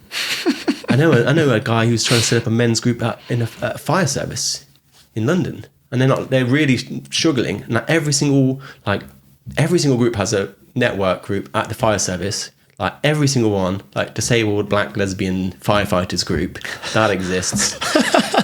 I mean, it probably doesn't exist, but every single group exists. And they're like, what about the men who are 90% of the fire service? And they're like, I can't do that. I can't do that. Not enough. And then the Loughborough University Student Union, Rory, who was a student who set it up, did such a great job in laying it all out, pitched it to the student union. Student union actually really enjoyed it. They're like, this is great. Male students at Loughborough University are the minority. They're more likely to drink. They're more likely to be addicted to drugs. They're more likely to end their own lives.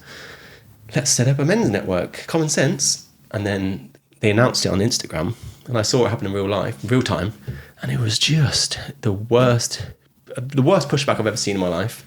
Everyone's kicking off. The comments were just like, "What is this? Men have already got. It's always about men. Men have had their say. Men." And it got scrapped. The whole thing got closed down. Didn't have not even one session. Rory, like people think of fears for his safety. I think he got scrapped for fears of his safety. They were like, we can't guarantee your safety because there's so much anger around your group that we actually can't allow it to go ahead. And I was like, well, you've identified a problem here. And the problem is not Rory. It's surely the people who are making the threats. Is that not, like, maybe that's the problem? Cancel the group. And then the young men who would have gone to that group will then not go to that group because it doesn't exist, and they'll probably go home and they might have to disproportionately lean upon their female partners for that emotional support. And then that's where we have this idea of man-keeping. You heard the man-keeping? This idea that women are doing all the emotional burden of their male partners because men... Yes, like motherly. They're like, we're looking after... We're their cook, their cleaner, their therapist. I'm like, these guys try to set up a group. A bunch of women shouted it down. That's not happening. So he's come back home. And now like you're dealing with the consequences of these other this mob. And I was like, that you can't have it both ways. You either let men have their space and support each other, or you deal with the fallout yourselves and stop calling it man-keeping. And that is story after story after story. I did a podcast not long ago. I told that story about Loughborough University Student Union. And then when he finished filming, the camera operator came running over and he was like, I've got the exact same story. I went to University of York. We were going to have the International Men's Day event. This is maybe 10 years ago. And all of my male friends are really excited. This is great. Like, we're going to have a chat about mental health and loneliness and addiction and what it is to be a man. Like an International Men's Day event. University of York loved it. Announced the event. Same mob kicked off. Event cancelled. The day after it's cancelled, one of his friends killed himself. And I'm not saying he wouldn't have done that had it not been cancelled, but it really shines a light on why these spaces, these events, these conversations are so important for men, and they should not be apologised for. And there's nothing wrong with men wanting to spend time with men, and often it's women who pay the price when we close them down because of this man-keeping. Yeah, and it's just, I hate it. The whole thing is a mess. Yeah, that story reminded me of, I think Chris Williamson talked about a study where like, they'd come out and said that basically, like, in order for a man to, achieve the opposite of loneliness, so that sort of community feeling that we were having before, is to have at least one night a week where he's out with like a male counterpart, like a me, I think, a brother or a friend. And he went through the comments, and I can't remember the actual comments, but I remember them being disgusting. They were like, oh my God, men can't even get through a week without having beers with the boys. Then they want to go to the sweaty virgin club, and like there was all these comments, and they had like hundreds, thousands of likes, like constantly all the way through. And it just gets to the point where like you're trying to tell men to go and speak and to try and like solve the issue, and then you're literally demonizing them for doing for doing the actual men solving. Talk, but not there. Close that down. But not in a club with my boyfriend. Talking the way we want you to talk. Not like that. I'm not about those things. Shut up. It's like, that's why it's this double bind. Like, men can talk. Men should shut up. It's like, which one do you want me to fucking... That podcast of Chris was with me. He was talking to me. Yeah, it was with me. Oh, right, okay. Yeah, I mean... I don't remember you on that side. I mean, I'll repeat it. Yeah, I mean, he's obviously the centre of attention.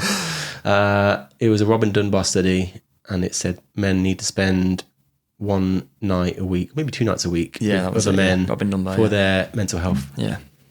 That was it. And people, I was like, oh, that's cool. And that's not surprising to me. It makes a lot of sense. And it doesn't mean like at the pub getting pissed up. It could be like playing board games or playing computer games or having a film night or takeaway or going for a walk, taking the dogs. It doesn't have to be, you might be going to the pub. Yeah. That's fine. But all the comments were as you described, and the comments were way more interesting than the study. The study was like, yeah, that's a fairly mundane finding.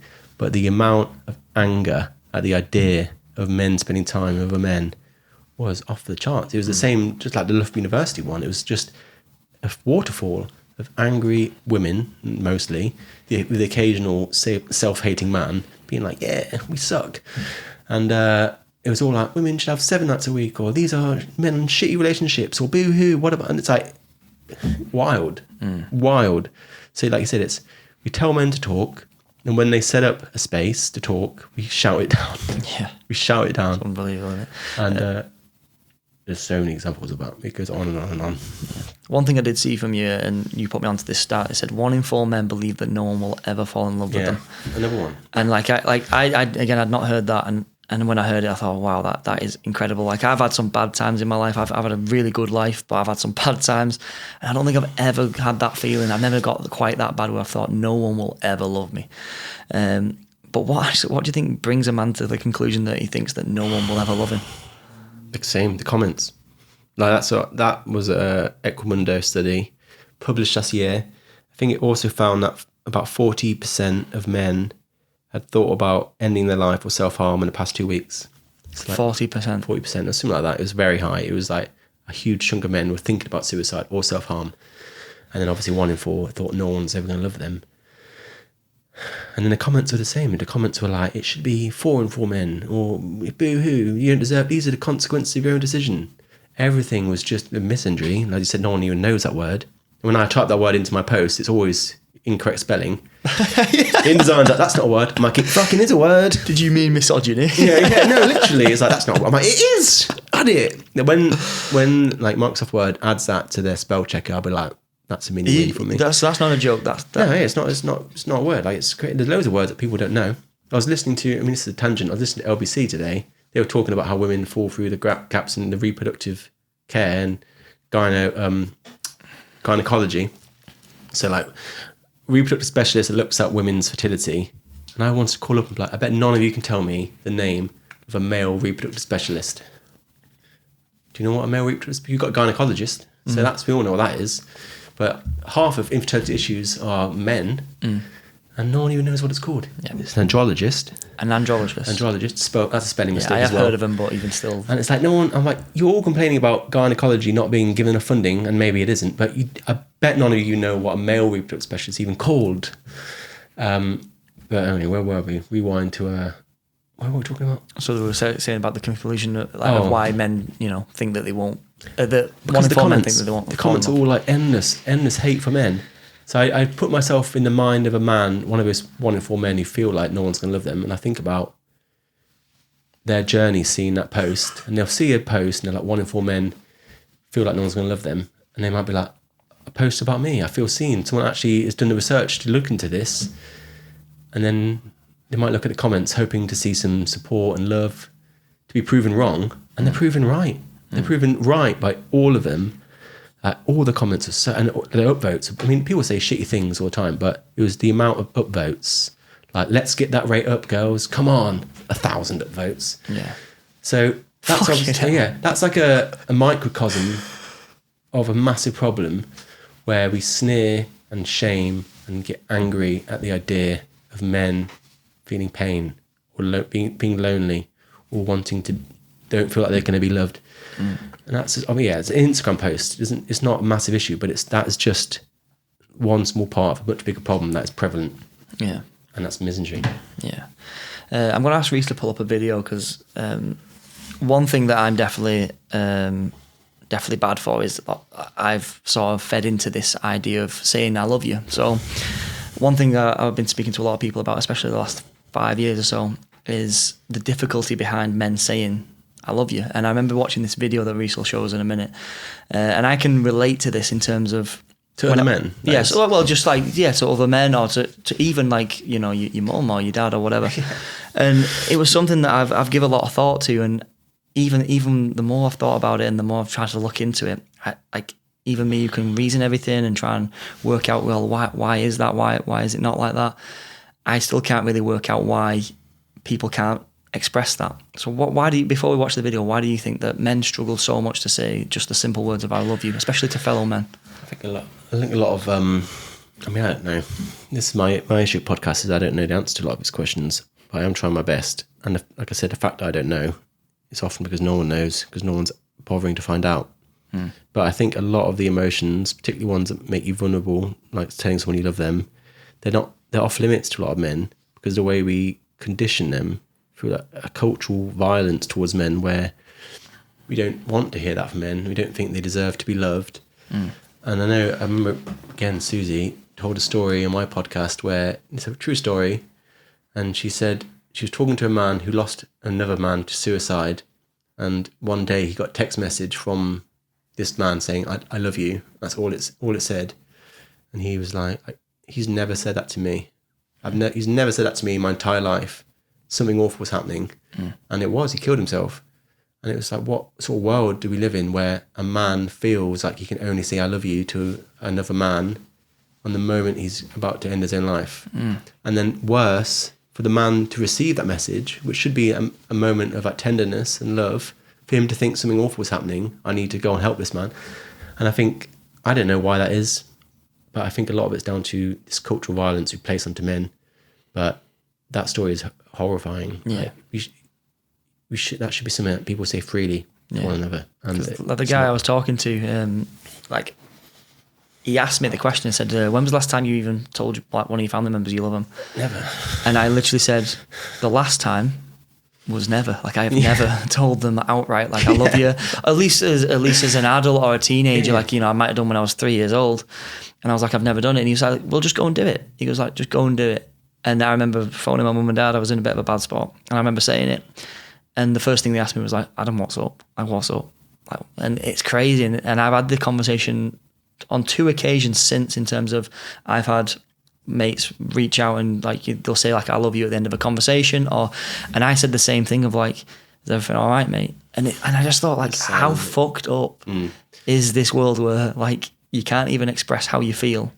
Right. But then I'm also like a proponent of that into the world. Like, I'm horrified at the idea of telling my family. Yeah, they'd be like, "You're right." There are other ways to show someone you love them without having the necessary. Yeah, and I think that's what I've always explained. That's what I tried to explain to the guy of like I know my parents love me and they know I love them, and it's just not how we do it. Like the best example I had with my family was every time we went to school, regardless of if it was morning or whether we were going to school or going out at night, we'd always say see you in the morning. Like that was always like our saying, like see you in the morning. Basically, you could ask all my siblings and all my family, well, what does that actually mean when you said that? Because it wasn't always like at night or in the morning. You just kind of said see you in the morning. And it was always kind of like our version of saying like I love you, like I'll see you later sort of thing. Well, this is that video I was referring to. So I watched this a while ago, and I just think it's a very, very interesting watch. So go and play the video, please.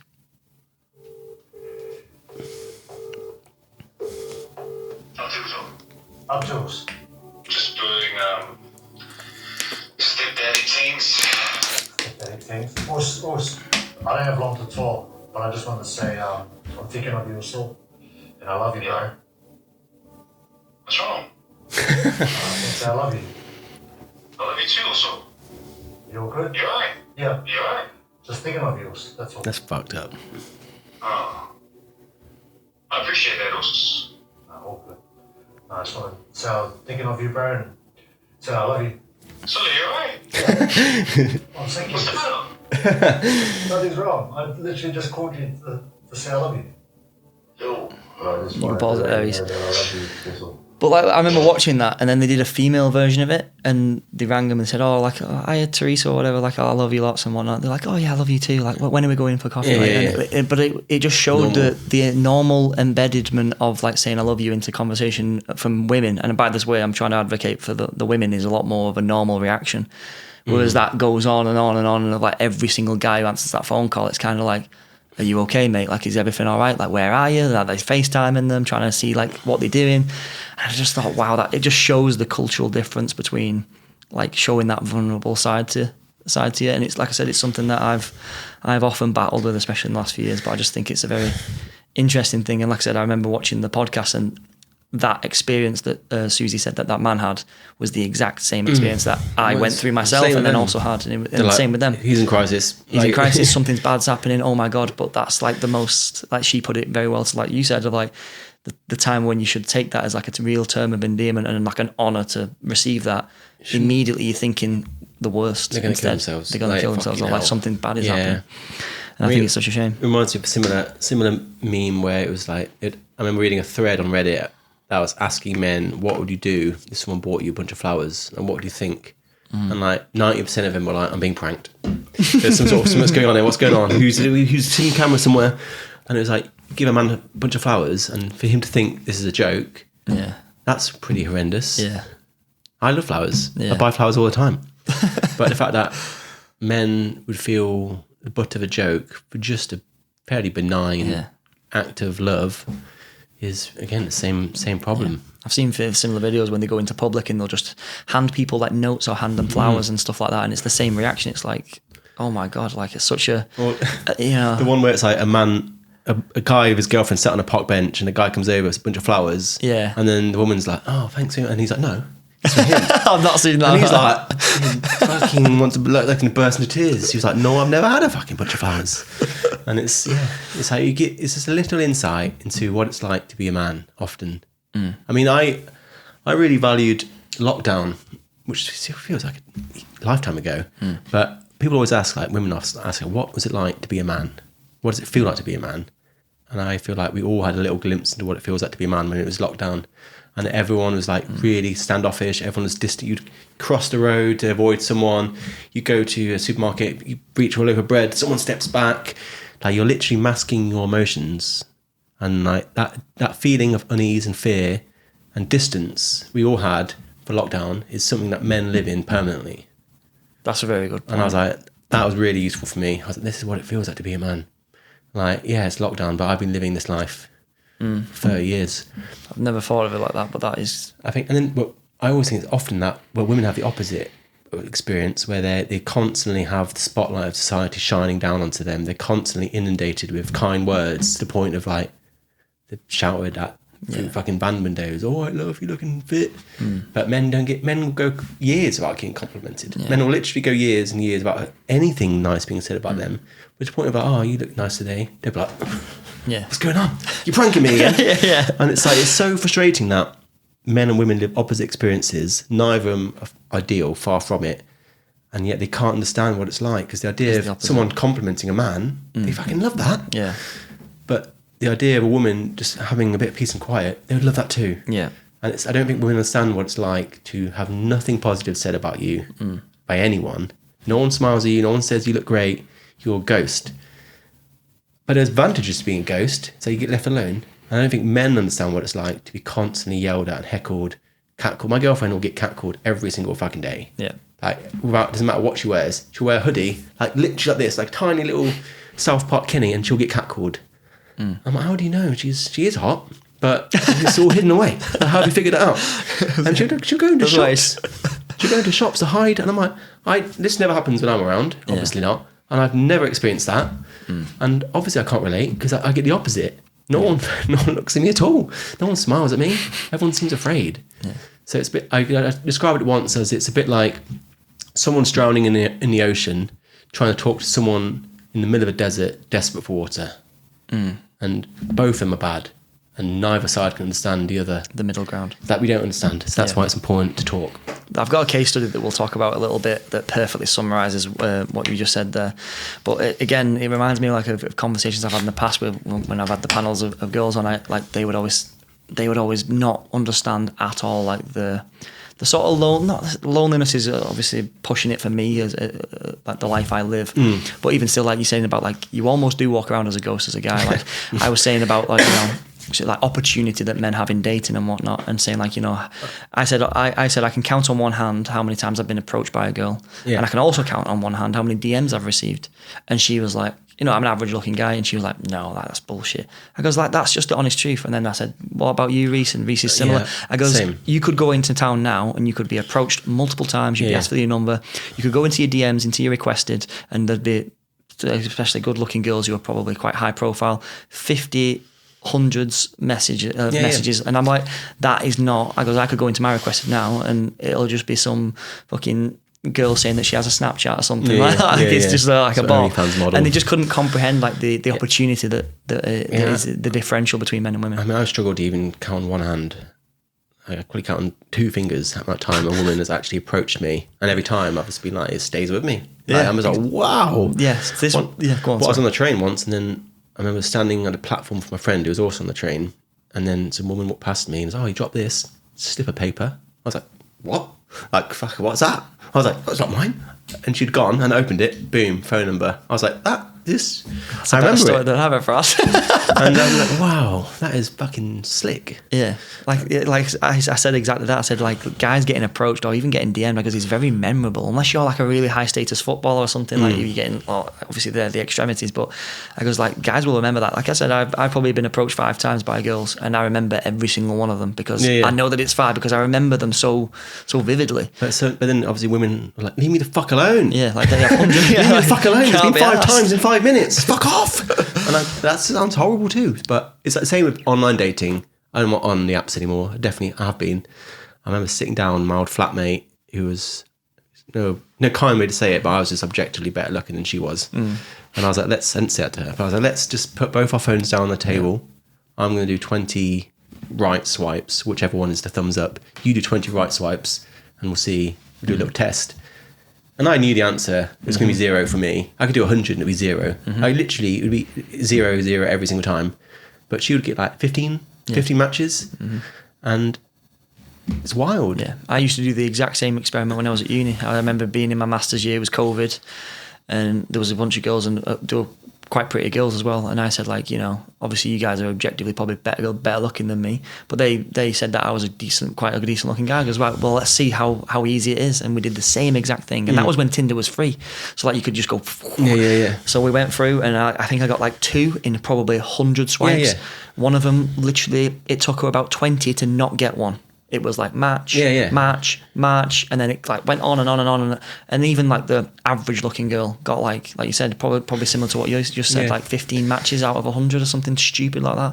And I was like, that is the reality of the situation. The women a wonderful effect, isn't it? Pretty privileged. That's what I mean. It's not just the app that's happening in. I think the app probably makes it worse, but that happens all the time. There's so many facets of life, like this feeling of coldness and fear and distance and dislike that men live within. Where like, I'm not joking when I say a lot of men would not a single compliment for months or years, and then women get the opposite. It's not just the apps. That's just like a microcosm of a much bigger problem that is ultimately tied to this idea of loneliness. See, I think controversially, I always say that I wouldn't really change it, but it's just nice for them to acknowledge it. That's the way I feel about it. I don't know how you feel about it, but I don't really want a load of girls approaching me. Obviously, that would be great, but like for the first you can't day, change it. Yeah, you can't change it. Sick. Yeah, you can't change it. But like the fact that like they're so ignorant to it is just baffling. No, I'm happy with the one this way I've got it. I like to be just leave me alone. I don't want to feel like I have to constantly be ready for men to try their luck. My girlfriend was out for a drink the other night in London, and she was on a big bench, and she's very clumsy, and she fell off her bench, like a bit pissed. Embarrassing. Everyone's like looking at her, and some guy comes running over to help her out. Good lad. And then he hits on her. He's like, oh, anyway, what's your name? And she's like, oh, thanks for helping me up, but no thank you. And it's like you can't even embarrass yourself in public without it being an opportunity for a guy to be like, yeah, why not? Yes. And like, good for him. And he was that's when very you have to take, as a guy, you have to take, you got to respect it because you have to take those moments because they're few and far between. And also, I don't think there's the other side of that where I don't think women appreciate how much rejection men, because men are expected to be the ones approaching women. Fucking brutal. Absolutely brutal. It's horrendous. It's the worst thing ever. I had a film in a film festival once, and part of having a film in a film festival was you have to flyer it to get people to come and see the film at the Edinburgh Fringe. And I remember all the girls in the film were like young dancers, kind of attractive, and they were, yeah, have a flyer, come and see it. Loads of people talking to them. I remember I built up the courage to be like, Do you want to? And some woman's like, no. And I was like, that's it. That is my heart broken. I won't be doing that again. And the rejection side of it is just brutal. Yeah, even for brutal. even the most confident of people, it's absolutely brutal. I hate it. But you sent me an article yesterday, so it was on the New Statesman, and it said, "Meet the angry young women in Britain." So it was written by Emily Lawford. So I'm going to tell you, obviously, from reading that, I'm going to tell you my diagnosis of it, and obviously you can then cross-reference your. So from it, I took from it that young women are becoming more progressive. Young men are tending to be more conservative. So progressive being that they like it to be government led. They like quite a lot of equality, a lot of justice, that type of thing.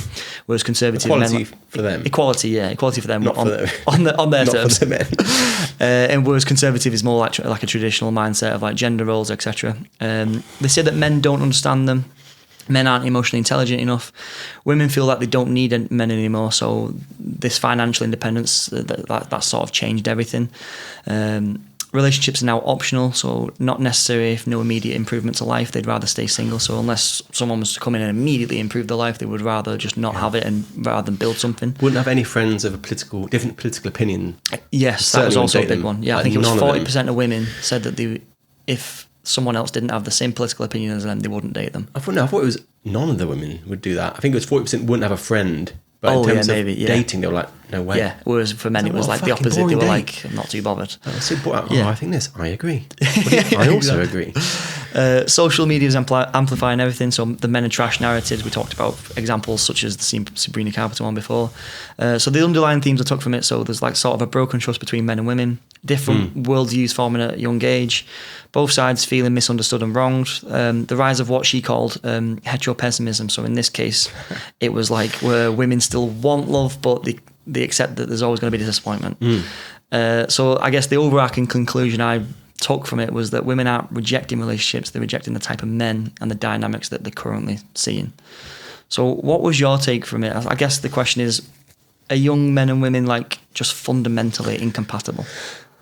I think it's more on the women's side because they obviously measured what's the average young woman's opinion towards the average man, and mostly disliked men as a group. But then he also asked men, what do you think of women? And they were like, yeah, we like them. 70, I think it's like I said, 70% men had a positive opinion of women, which is obviously 30% too low. But the women was like tiny, like a small, maybe 20% of a positive view. So it's definitely more one-sided. But yeah, I relate to that. I mean, that study was done in Southeast London where I live.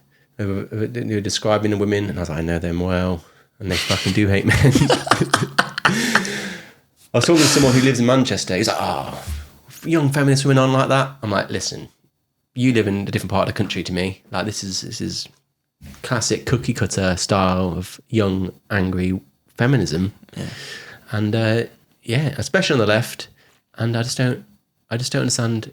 They sound they're living miserable lives, like really miserable, chronically online, terrifying lives, very cynical, very pessimistic. And obviously the world is not perfect, but you do live in a fucking pretty awesome country, better than most people, and certainly better than 99% of people that have ever lived. Like, imagine living 100 years ago. It'd suck. Like, it's great, not perfect, but great. And like, maybe go outside, touch some grass, put the phone down. Don't live so vicariously through your device where everything is fucked all the time, and acknowledge that the world is actually better than it's ever been in loads of important ways. But it's only through social media that it seems like a mess. Yeah. So these are some of the experiences that changed, made me sit at the TinMen, because it's like you're just hearing this catastrophe all the time, this very catastrophizing chronic sense of victimhood, and I was like, I don't think that's not a life I want to live in. No. I don't think that, worst of all, that's worse for women, because they're this idea of like, you have this thing, the patriarchy, where it's like the world is out to oppress you. There was this monolithic, tyrannical oppressor class of men, and you're going to live under their boot for your entire life. And it's been this way for thousands of years. Like, what is that? That's not great. Like I said, we're not perfect in this world, but it's still pretty good. Yeah. And I don't think that's a kind thing to say to anyone. Probably most of all women. And like, what sort of world are you painting? I don't think it's an accurate one. It sounds terrifying and kind of ungrateful, if I'm honest. Like, and it was interesting that they broke it down by class. It was the middle class most privileged women felt like they were the most hard done by. And then it was also the white women felt that this country was more racist than the black women. Yeah. So you've got these black women that are like, yeah, it's not perfect, but I don't think this country is getting on with racist. It's pretty good, actually. And the white women are like, it's fucking racist. And I was like, that says it all. Like, zero lived experience of racism as a white woman. And yet the black women who have experienced it, they think it's actually not perfect, but not as bad as it was a really good article. I really appreciate a few of these articles come out written by women that are really brave and do hold women accountable for quite negative views. There was Helen Lewis who wrote The Great Feminization, which was an even better article. That was one of the things I read, and I was like, wow, that is very brave and quite well received. And I was amazed at the New Statesman article, which came out 2 days ago, very well received, but especially by women. Yeah. A lot of women are like, it's about time we talked about this. There is a lot of hostility towards men that was not right, not fair, not helpful, uncalled for. And we're good. I was most impressed by how it was received, and it was mostly positive, which I didn't expect. And good for those women wanting a grown-up discussion. And I think there's two sides to every coin. There's certainly a lot of misogyny online, but there's a lot of man-hating as well. Yeah. I know there's another study 1 or 2 years ago that looked at so-called misogynistic and misandric communities on Reddit. So it compared feminism to men's rights, and it compared like a female dating strategy, sort of very deeply anti-man subreddit to incel Reddit. And they looked at everything, like the words they use, the emotions they express, the type of community, network, and then they put them side by side, and they're very, very similar. Identical. The feminists and the men's rights and the incels, and the other radical feminist group are like really similar. I was like, wow, you guys have got a lot in common. You should hang out and solve everyone's problem. And I think the only way it's not the same is that we talk about one, we don't talk about the other, unless it's this New Statesman article, which I think sorely needed. Yeah. Because one side creates the other. I think about going back to that 1 in 4 men will feel like the world will never love them. I think about a man who feels that way, who feels lonely or suicidal, goes to that post, wants to be reassured that the world does love them, sees 99% of them being women, these horrendous things said about men that they don't deserve. And I'm like, that's a misogyny making machine. That's going to turn him right. He's going to be like, fuck you then. I'm going to fuck off and go follow Andrew Tate. And I'm going to say all sorts of shit about women. Like, this resentment from one side just creates resentment from the other. And then that obviously creates more resentment. And so goes a cycle, a bit like abuse, this bilateral cycle of abuse that we don't want to talk about both sides. And we really, really should. I think it's that article always reminds me of like what I've seen in standards, because I feel like it's kind of coming back around now. I think women are kind of waking up to the fact that they're not all that bothered about the money and all that sort of thing, at least what I think, because when I've talked to girls about, the standards that they have for men, I think that women should have high standards, but there's having high standards and wanting to meet someone, who's appropriate for you and who is worthwhile, but then there's just having delusional standards. Like when I've questioned women on what do men need for you to date them, it's always like 50 plus grand a year, 6 foot minimum, like full family, like siblings, dog, like they'll put all these things in place, and every time you increase the amount of control, the amount of variables, the decrease that will happen in the percentages. So I had the average girl on here, and I did exactly what I just said to you, like went through height, weight, can he be obese, can he be married, blah, blah, blah, all these different things, and I never saw a score more than probably 0.05%. Whereas you take the average guy through that and say, like, open to any height, like obviously you might have your weight preferences, whatever. Actually got hands. Yeah. But you'd usually Not get a deal about, breaker. you'd usually get about 5 to 10%. So like, manageable, every 100 girls that you come into contact with, 5 to 10 would be on your plate. Whereas for a girl, you're talking like 1 in 1,000, if that, sometimes 1 in 10,000 that would be appropriate. And that's where it always fell off for me, of like what that article reminded me of is like some women just have such delusional standards, and that they delude themselves so much into thinking that I've not found the right man, so that I will find him down the line. I'll prioritize all these things that I don't really care about in the long run. And they do that over time, and then it gets to a point where I've talked to many like 35, 40-year-olds, and they don't sometimes outwardly say it, but you can see the regret in what they've prioritized in their life. And I always make an effort to ask, especially those women, but just people in general, what are your priorities? I'll ask you later. Like, what are the things you care most in this world about. I've never heard anyone mention a job or a degree or a PhD or the fact that what they do for work. Like they always say the family, the husband, the children. Like, and I always think that people are so out of whack with that, and I think women are way more out of whack with that right now than men are. But I do feel like it's going to start swinging around.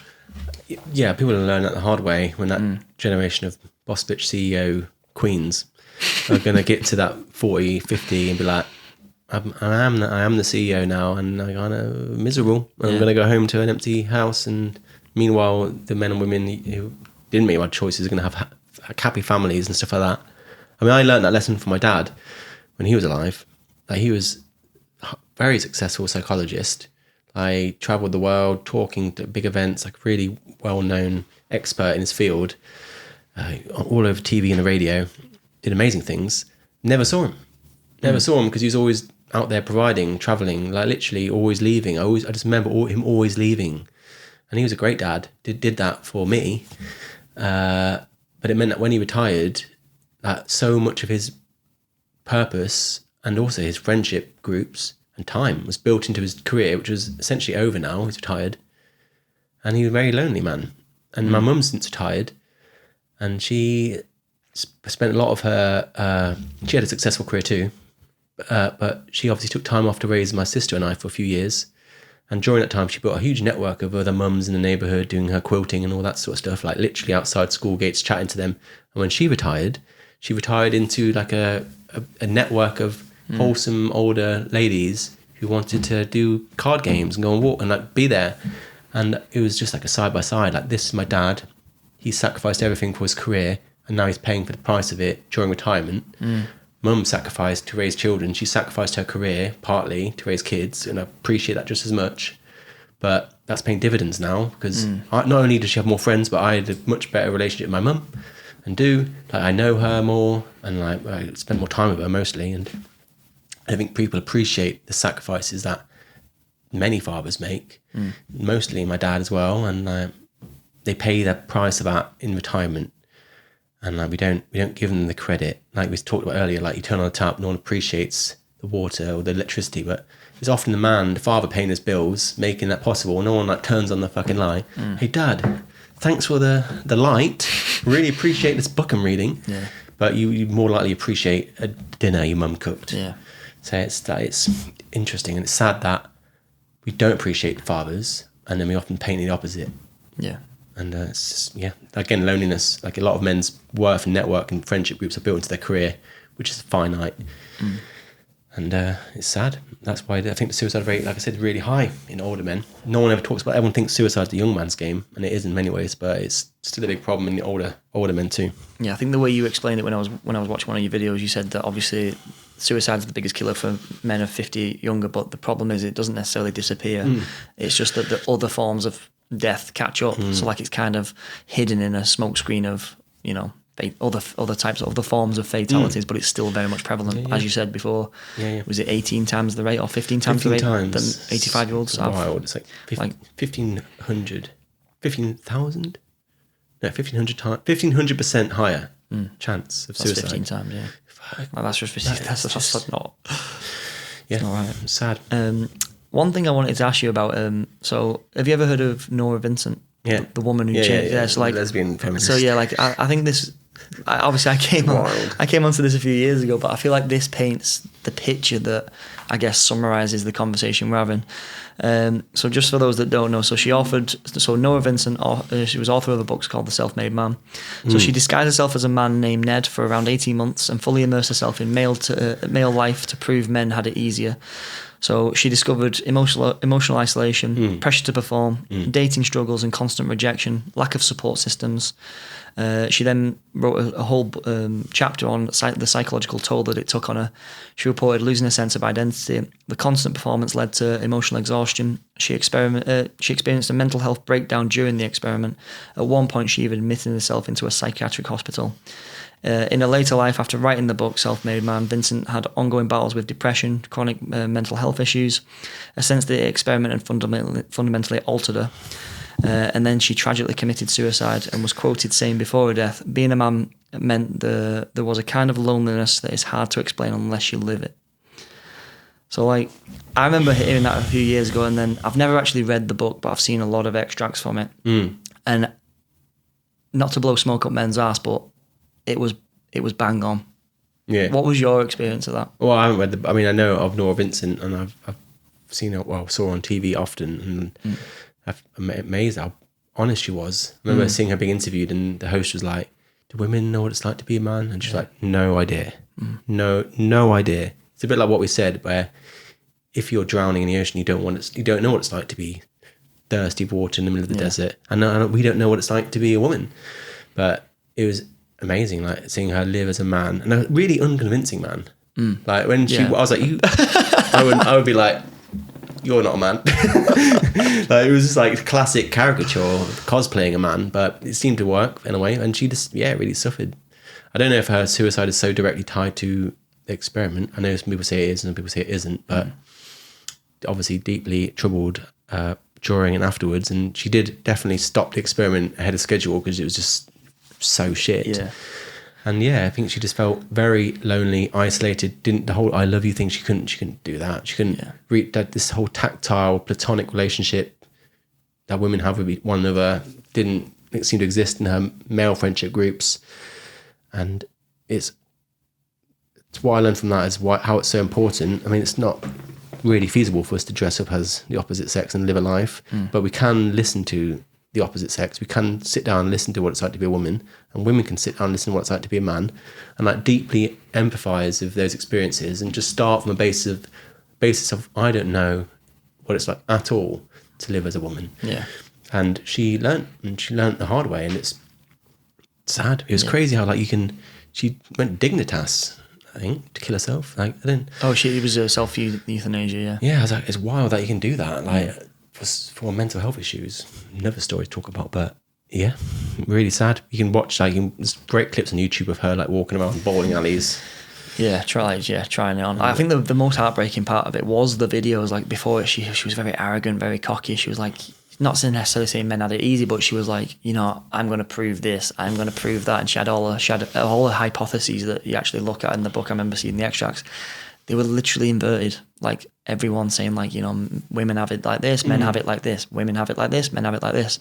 And then as it goes on, I remember watching a short documentary on YouTube about it. Someone puts the interviews into sort of a timeline, and it just showed, you could see the degradation of her, worse and worse to the end, to the point where she did like sort of break down and have that conversation of like, we have literally no idea of like the things that, and it's like I said to you before, it's not a case of sitting there saying, oh, we should feel really sorry for men and we should hug them all the time or anything like that, or like, but it's just like an understanding, isn't it? Of just like a fundamental understanding, just like we would want to understand what life as a woman would be like. But I feel like, yes, like you said, you can have the conversation about a woman, but you could not have the conversation about a man without someone going, oh, like, fucking hell, like what do you want, sympathy and all that shit.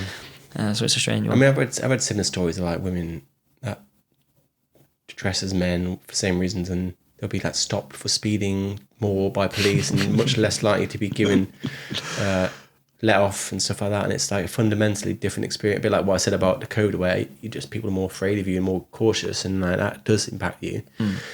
I mean, there was I don't know if you've ever seen the documentary The Red Pill. I've not seen it. I've heard it's great. It. It's on YouTube for free, and that's directed by someone called Cassie J, a former feminist, and she was like a documentarian that's like, I'm going to go and expose the men's rights movement, and I'm going to show them what real feminism is. And then she's like just like Norah, very transparent about it. And she's like, I started the documentary wanting to expose them, and every time they were telling me about their experiences, I was just waiting to speak and show them up. But then over the course of the documentary, she fucking completely changes, and she's like, shit, okay, this guy's losing his child. That does sound. This guy's being abused, and there's nowhere. This guy's lost his job. This guy's gone for this. Oh my god, this is horrendous. And then she like stopped being a feminist during the thing, and she was like, this is a completely life transformation for her, just like Norah. And it became a documentary called The Red Pill. Pretty awesome film. Like I think it's great. It gets quite an expansive covering of so many different issues that we talked about, and like way better than Louis Theroux or Adolescence or the Ross Kemp thing. Like, it's an actual really nice indie film, and it goes to a lot deep. And you see her, and she'd done like TED Talks, and she was like, I went in as one person, I came out as another, and it was just seeing the lived experiences of men that change their mind. And I think that's respectable. Like Massively at the end of the day, we've all had views, but I think it's very respectable when a person can go in with one mindset and come out with another, but it'd be justified. Like when people go in with one mindset, see all the evidence, have it right in front of the face, but then come out the same person. I think I wouldn't trust a person like that at all. It's a sign of intelligence, isn't it? Like being uncertain in yourself. Like only the stupid are certain. And if you've got any sort of intelligence, you're just always filled with self-doubt and uncertainty. And like Cassie was, and so was Norah. And like it's not only intelligence but bravery to be like, actually, I was wrong. Yeah. And like also, so too, we should be like, we don't know. We're probably just as naive to what, like I said, women's experiences are. And like we don't understand, we'll never understand, but we can try to listen. Try to relate. Yeah. The last thing I wanted to speak to you about, so I don't know much about this because I didn't look into it too much, but we talked about it briefly off camera. So what is happening with babies being circumcised? That was a thing covered in the Red Pill as well. A lot of men in America are circumcised. Horrendous. More than what, it's lots of types of circumcision. All of them horrible. Some are particularly brutal. In the UK, it's mostly non-therapeutic circumcision, which is basically not medically necessary, although circumcision isn't medically necessary, very rarely. So they're often religious and cultural, ritual circumcisions, and they're brutal. Like there's no medical oversight, there's no safeguarding, there's no registration or training for the surgeons. It's often just a man who's bought himself a circumcision kit, performing circumcisions without anaesthesia on a dining room table or kitchen floor, or like in the middle of the house. It's just, there's no regular, we have no idea who they are, what they're doing. There's no training, there's no aftercare, there's no, this has to be hygienic, this has to be, I mean, circumcision shouldn't be done at all. But if you are going to do it, surely it has to be done by someone who's trained. And this happens thousands of times a year. I think it's 100 times a day in the UK. And that's considered low in comparison to America, where like the majority of babies, we're talking about babies as well, like no consent, not even possible for a baby to consent. And in America, it's a lot more medicalized because it's for-profit medicine. And it's this idea that it's good, it's safe, it's healthy, it's going to reduce UTIs and HIV, it's going to go way down, it's great. None of that's true. And because of the for-profit medicine, they're pushing it and pushing it and pushing it because they get paid thousands of pounds for every single one. It's the most performed medical procedure in America is the mutilation of an unconsenting baby boy, again, often without anesthesia. And it can lead to like lifelong complications. You're essentially removing the most erogenous part of the baby's penis. Most of the nerve endings are gone. The most sensitive part is gone for life. And it's not necessary. It's the procedure. People are just like, oh yeah, well, it's just we're gone. And it's not like that. You can see it. You can go on Google it, the YouTube videos of it, and I don't have to watch it, just listen in. It is horrendous. It's brutally painful, totally unnecessary. And it's happening at a systemic level. Like I said, the most performed medical procedure in America on babies. I don't know, I feel like if someone were to come into this room now and hold me down and circumcise me, fucking hell, that'd be traumatic. Like, fucking traumatic. Like, I would live with that the rest of my life. And that's me as an adult. Yeah. Imagine doing that to a 2-day-old baby boy. That's like, and then imagine that like with no hygiene, no safeguarding at all. Like that is what's happening now, right? That is happening 100 times a day, thousands of times in America today, and yeah, leads to deaths. About 100 babies die a year in America because of it.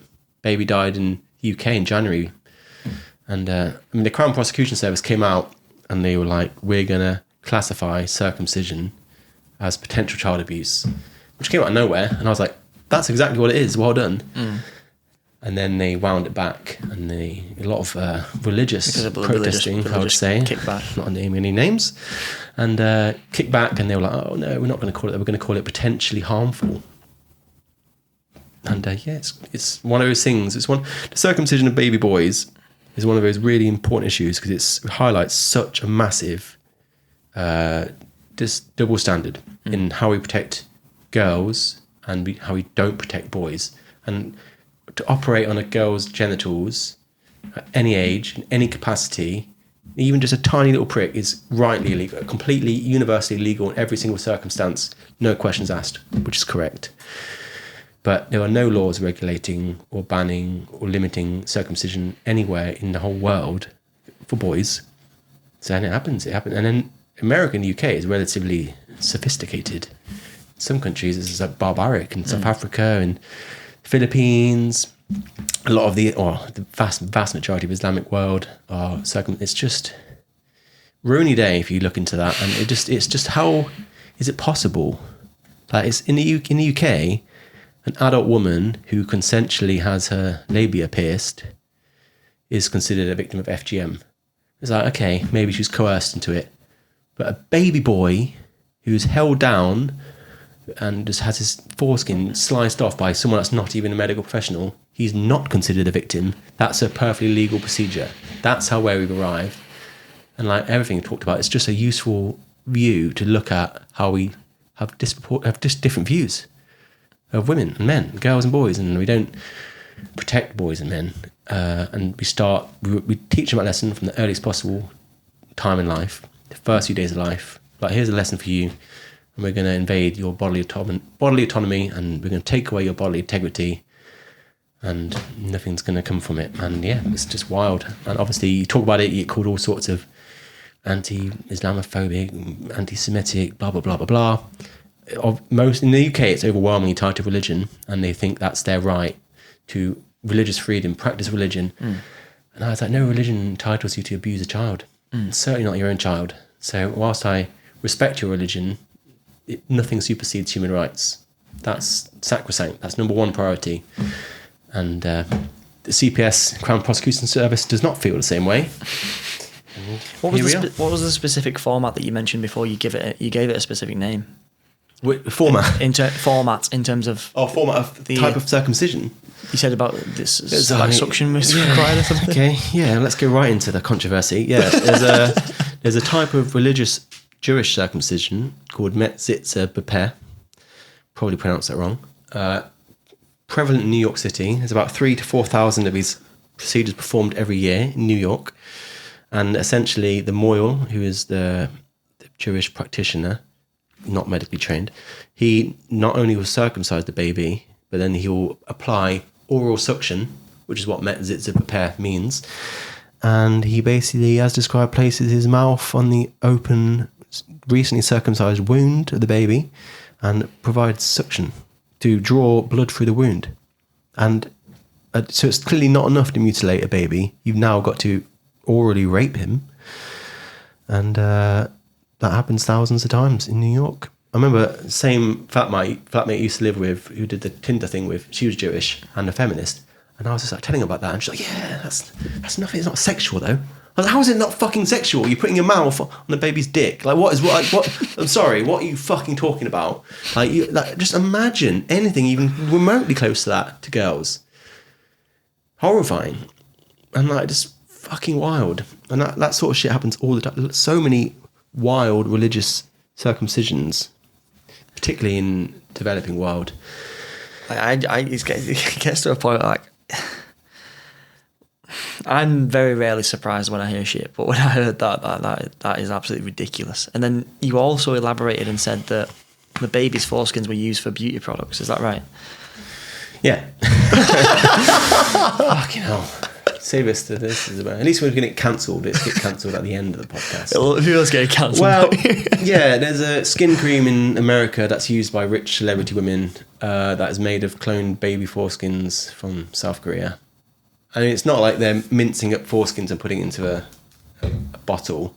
It's cloned foreskins. I don't know quite how that works. I didn't know you could clone like something dead. Know, and I wish I didn't know. But that's what they're doing. And it's got some amazing fibroblasts or there's something in baby's foreskins that is great on your face. And Sandra Bullock loves it, Kate Blanchett loves it, Oprah Winfrey, big fan. And it's like they are literally slapping baby foreskin paste onto their faces and paying fortune for it. And again, I don't know how that would happen. Like let's take Chris Williamson, if he was grinding up labias of little girls and making a protein powder out of it, it'd be fucking wild. That's just even offensive to say that, but that is what's happening to baby boys' foreskins. I don't think that would taste quite as nice as Newtonic. No, yeah, well, sorry, Chris, to use that one, but it's crazy. It's fucking wild, and people don't like comparing FGM to circumcision, and sometimes it can be compared, sometimes it can't. But point is, there were no protection for boys. We just literally put it. I don't put it, but celebrity women often use it for face cream, and that just it really shows how little we respect the bodies of boys. I don't know how much more dystopian it can get than that. I can't even think of something. I can't. Apart from like even more aggressive sexual crimes, I can't think of anything much worse than I mean, there are some extrapolating baby. I mean, it's definitely parts. dystopian. There are some forms of FGM that are horrendous. Infibulation is just like it's some of the very worst things you could do to a human body are part of FGM. But then there are also some forms of circumcision, like we described. I don't know. Who cares which is worse? I mean, both are fucking awful, horrendous, and totally inexcusable. But I don't know. I mean, there's been efforts to try and ban it. CPS recently, Iceland tried to do the same. The European Union have made some attempts, always failed, and it's often religious sort of protesting. Absolutely insane. Wild. So, George, we always round off the podcast with 4 of the same questions, so they're more quick fire. You ready? Cool. Yeah. So, what's the worst piece of advice you've ever been given? The worst piece of advice ever been given? It's not advice I ever take, but people always ask me to be more patient in what I want to achieve in this space. People like this, the whole prison thing I mentioned, where there's this thing about helping women in prison. I was fucking kicking off over that. Like, why not helping men? And everyone's like, be patient. It's just a pilot city. I'm sure they'll help men eventually. And I'm like, fuck that. Let's talk about. Let's get over this. I'm not here to be patient. Like, let's talk about it now. So, this idea of patience and calm, there's a time for that, but there's also a time that's not for that. For action. A lot of the things I'll be talking about, there's no patience. Like you said, 12 men have killed themselves today in this country. I'm not waiting around for another 12. I want to get things done now. So very frustrating because obviously I can't, but I'm always bewildered by how calm people are in this space. See, that's interesting you say that, because I can fully relate to that. Like, I've always been told, that's been one of my biggest critiques, just as on a personal level, is people say, like, you need to be patient. Fuck off. And like, and I always say, like I find patience really hard, especially when it's like you're saying, like, you know, when you've got men killing themselves, or when you've got something really important. Like, time is of the essence, and there's no time for caution. I really struggle with that battle as well. But then there are some times that patience might, pay dividends, but not very rarely in my space. Yeah. There's no waiting around. It's life and death we're dealing with. Fully agreed. What's the best piece of advice you've ever been given? I was going to say be patient, but I mean patient with myself. Like, I always want more. I always want more. So I'm never satisfied with myself. The best piece of advice I've been getting was a friend of mine called Olivia said to me, she said, mediocrity is the price of happiness. That's a great saying. And I'm never really happy in my life, but then I don't think I'm ever going to be mediocre, because everything I do, everything I achieve, when I watch this podcast back, I'm like, I could have done better. And I'll never be happy, but I'll also not hopefully be mediocre. And it's only by being unhappy that you'll maybe be excellent. So mediocrity is the price of happiness is a saying. I love that saying, and I remind myself of that because I'm obviously a critic of a lot of people, but I'm the biggest critic of myself, and I don't think that's necessarily a bad thing. It can be it can be self-destructive, but it can also be very positive. Yeah. No, I fully agree with that, and that's definitely my lived experience as well. What are the things you value most in life? My life at home with my dogs and my girlfriend. I do get quite a bit of shit from people, also my family as well. Shout out to them. But there's 4 walls in a flat in South East London. And inside there's 4 walls, 2 dogs and my girlfriend, and that's what I value most. Like, as long as those 3 beings are happy with me, I will sleep soundly at night. I don't care how many people leave nasty comments or DM me as a result of this podcast. As long as those people in that space accept me and are proud of me, I'll be just fine.